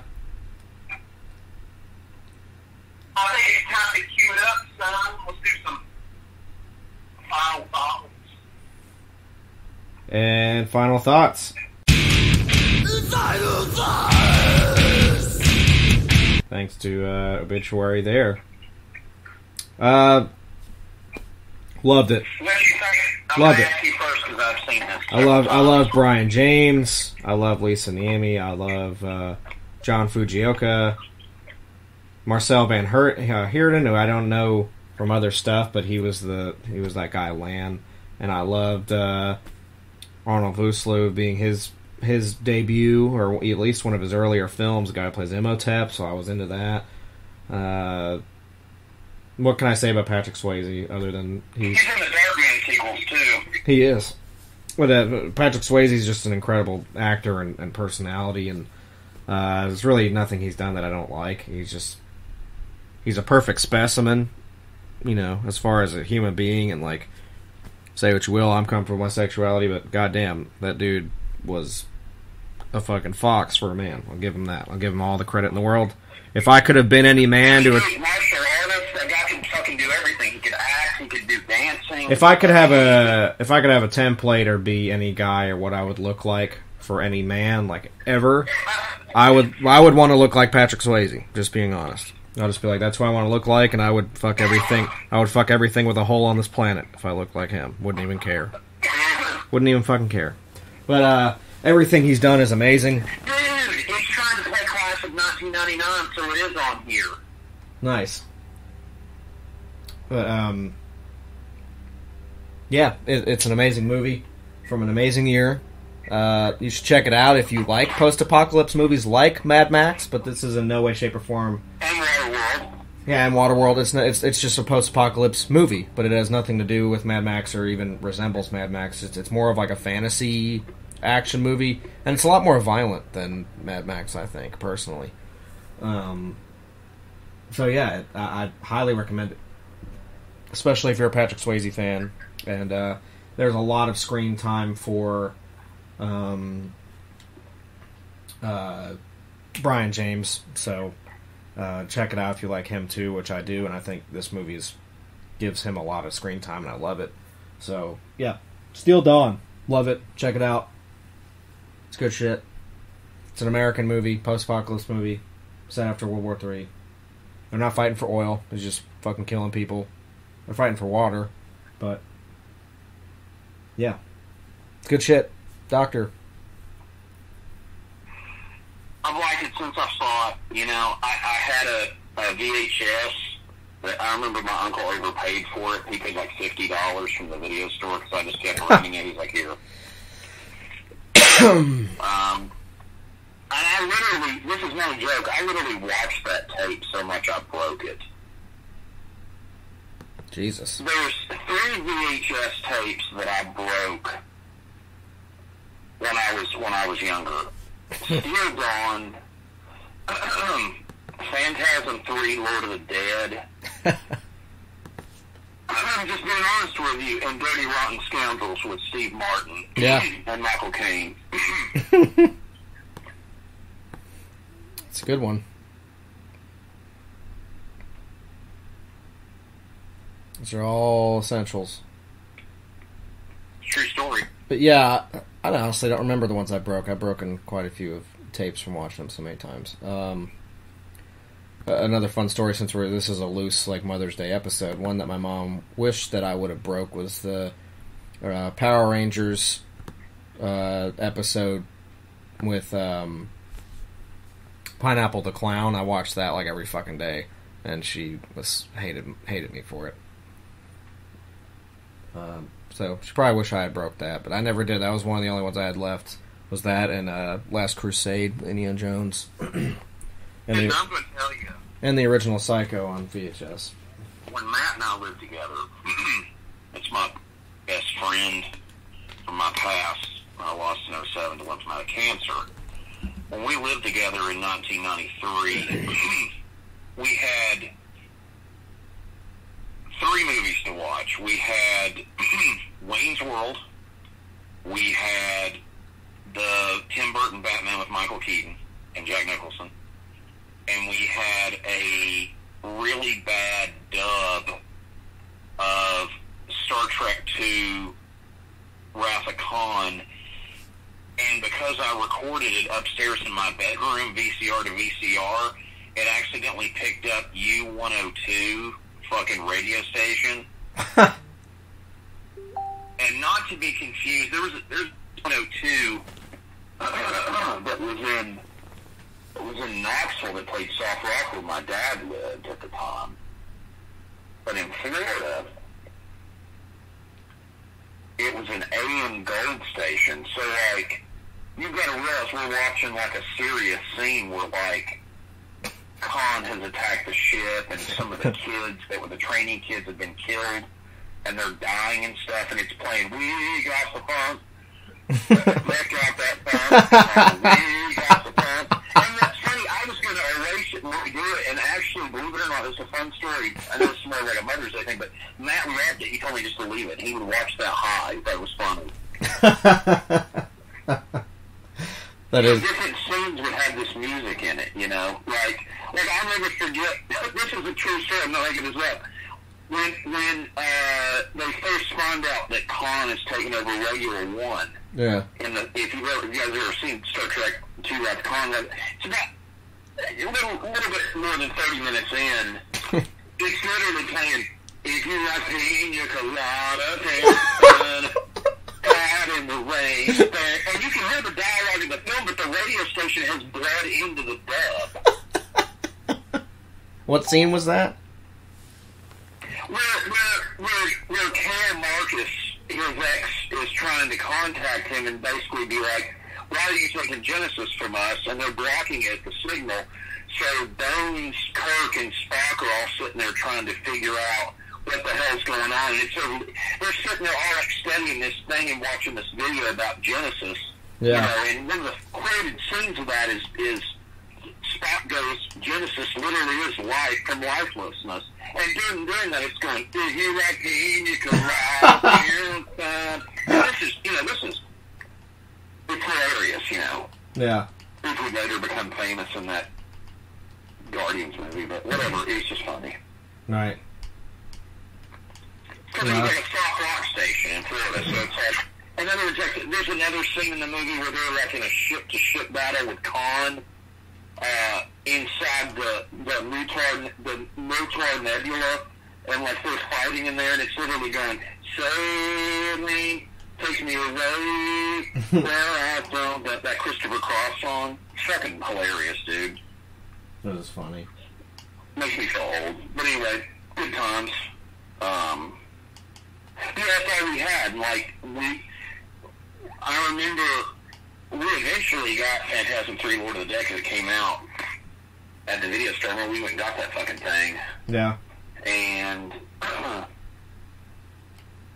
we would rent that all the time. I remember we would get really fucked up and watch fucking... another movie, man, that I love, and I got into a huge argument with somebody about this recently. I think it was Killer Coach, actually. No joke. We actually got in an argument about it. Was the movie,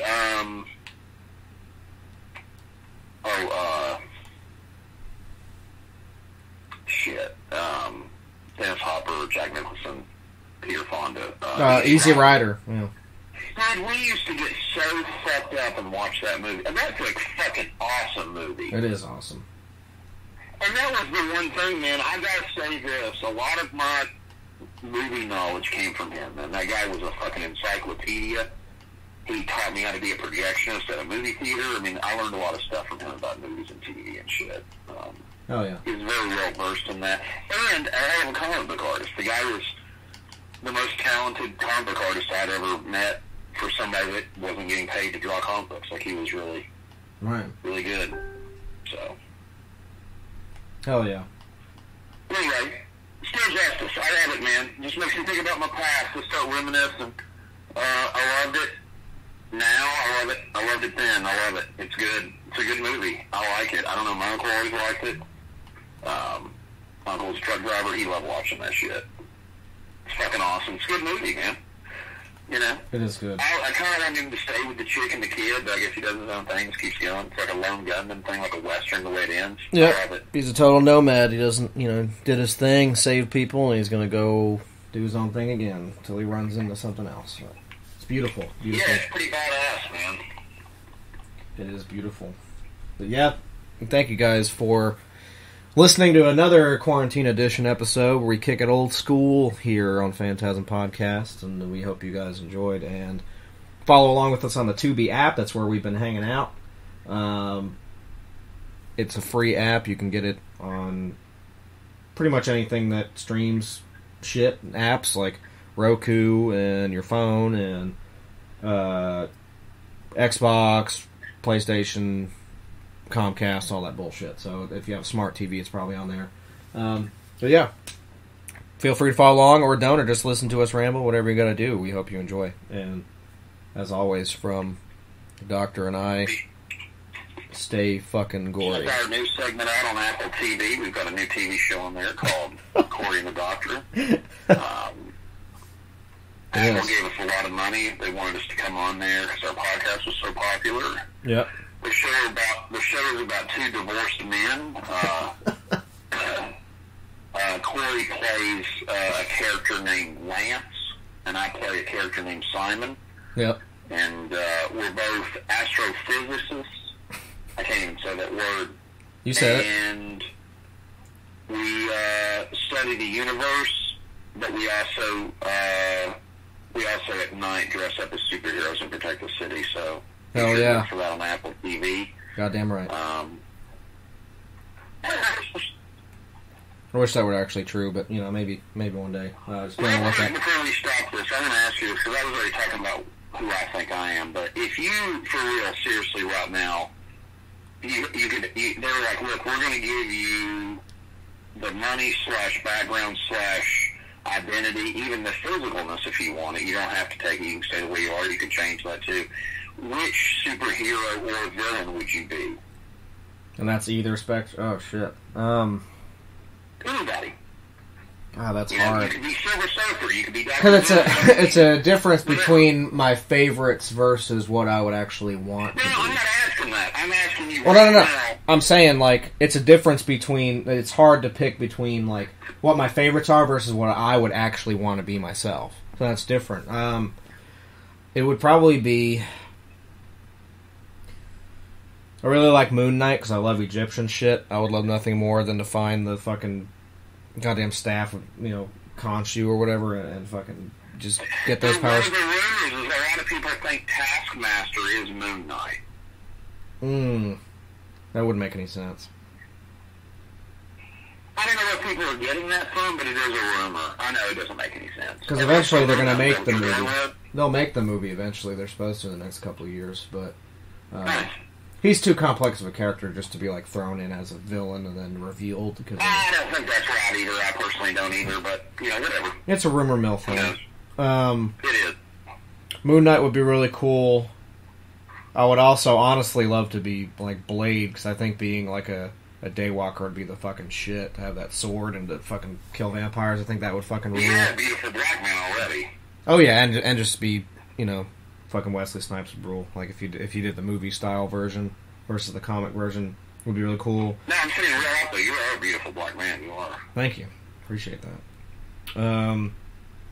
I'm tying them all in because I'm trying to go through the list here. Ghost Rider would be badass. I would love to look into people's eyes so they can see all their judgments of 1,000 souls in my fucking eyes, and then want to fucking die and have that chain and the fucking motorcycle be fucking bitching.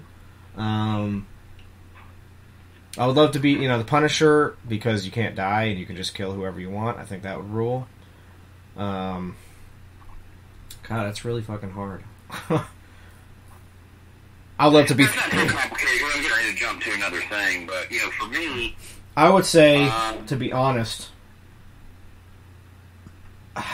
man, the superhero stuff, I like so much of it. I mean, if we're being honest, I would really just love to be Batman. I mean, who wouldn't? You have like you're a billionaire, you're a playboy, and you can, you know, everyone's afraid of you, and you fuck people up, and everything you have, you're really just a man-made superhero. You're not someone with superpowers. You have the ability to handle yourself based on all your own resources, and I think that's bad as fuck. You know, compared or Tony Stark, but you know, either one you can go with. But I think Batman's, you know, a little more badass. See, of all the stuff that I like, I think realistically, I've come to accept the fact that I'm just Carnage. Yeah, or the Joker, either one. Yeah. I mean, as much as I would want to be, you know, Captain America or Iron Man or whatever, I think realistically I'm probably would be Carnage or Joker. However, when I really think about it, wouldn't I really just be Red Skull floating around that thing going, "It's your judgment," you know? Yeah, and fucking. I don't think that. I mean, where you're just stuck in. I don't even really do that. I don't even know if I even want to do. You're stuck on Vormir. You're stuck on Vormir. Yeah, which would be cool. But. Okay, and then the last one, and we gotta. I don't want to do this too long, but. Right. Just to stick with the horror theme, but I won't. Even though we should, because it's Phantasm. There are no rules on Phantasm. Right, so let's just go ahead and do this. So that would be a cliche thing to ask you, a horror thing. So how about, what if you could be, well, you can answer both. You're going to give me one answer on each one. If you could be a teen idol from some period in time, or a action movie star from any period of time. What was the first one? Teen idol. Teen idol. And then it's like one of the new kids, or, you know, I guess a modern thing would be you were, you know, Hannah Montana, you know. You see what I'm saying? Right. Like, so a teen idol and also an action star. Mm. Mine's easy. Jean-Claude Van Damme and Mark Paul Gosselaar. So there you go. I guess for me it would be Michael J. Fox for the teen idol. That's pretty good. And then Michael J. Fox and Arnold Schwarzenegger, for sure. Hands down. There you go. That's good. I would love to be Michael J. Fox. I'm not going to let you slide there with J. Fox. That's because he's just a pimp.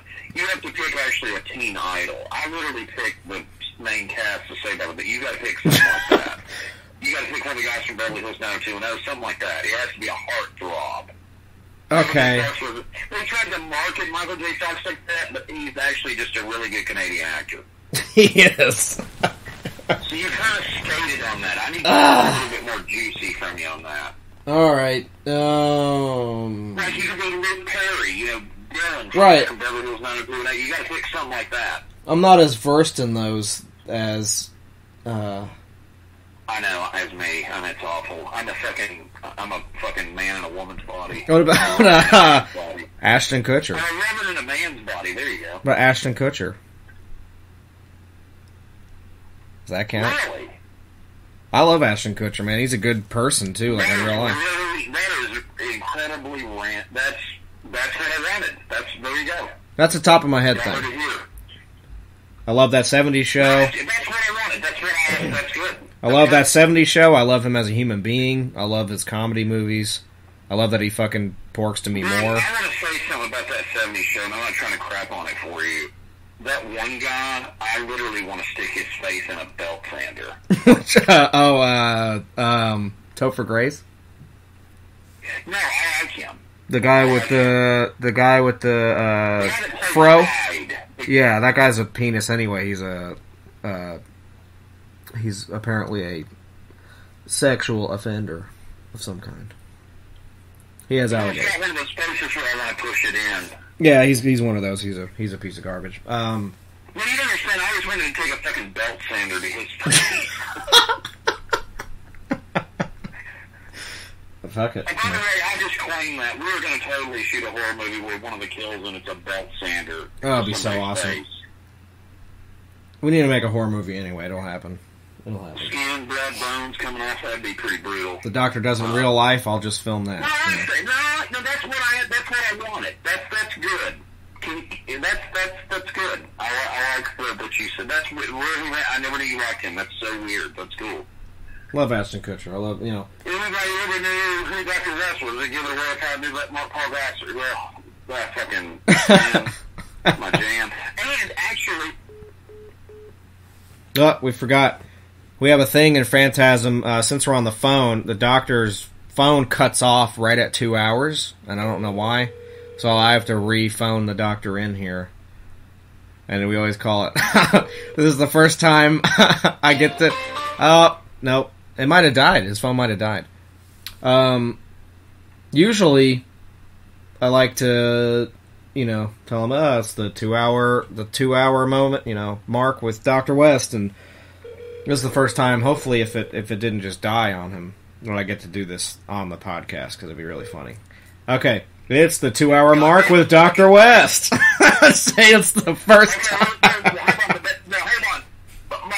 Obviously was Luke Perry. I loved Luke Perry, man. I'm so upset that he passed away. It fucking sucks. I love that dude. It does, and they snubbed him at the Oscars or whatever. They didn't show him. I also like the dude that played Brandon on 90210. I thought that guy was rad, man. I can't think of his name. I love that guy. I love that show. I love the guy who played Steve. God, I love 90210. I fucking love it. I grew up on that shit, man. Yeah. Most criminal thing that happened to me last year was them canceling that reboot. It was so fucking awesome. Yeah. And they literally flushed it down the fucking toilet bowl. And then Luke Perry dies, and it's like, what the fuck? Well, he died, and then, of course, he was supposed to be in there. So what's cool is that reboot thing totally homaged, and it was cool. So when you somebody else besides Ashton Kutcher, I need one more teen idol person that you like. Because this is stuff I don't know, ladies and gentlemen. We sound like married housewives right now, or divorced housewives. And it's like, God, who's your heartthrob? I'm just trying to think of you gotta have another one. I love how you slide sneaky with Jay Fox, and that kind of works because of family time. So I was like, you ain't getting enough out of you. You're like, sorry. God damn. It's just something I really have to think about because it's nothing. It doesn't have to be somebody from it. Just Justin Bieber would have been this at one point in time. You know what I'm saying? It has to be, but with the Jonas Brothers, something like that. Well, that's what I'm trying to think of because I'm just, there's a lot of. Like I said, I kind of sprung this on you, Hannah Montana, Well, Hannah Montana's great. I mean, I know my oldest niece used to really like her. Flush me down toilet. Man. Gotta really think here.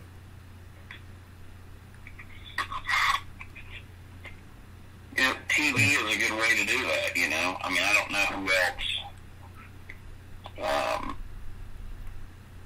would fit the bill for that, but, just whatever,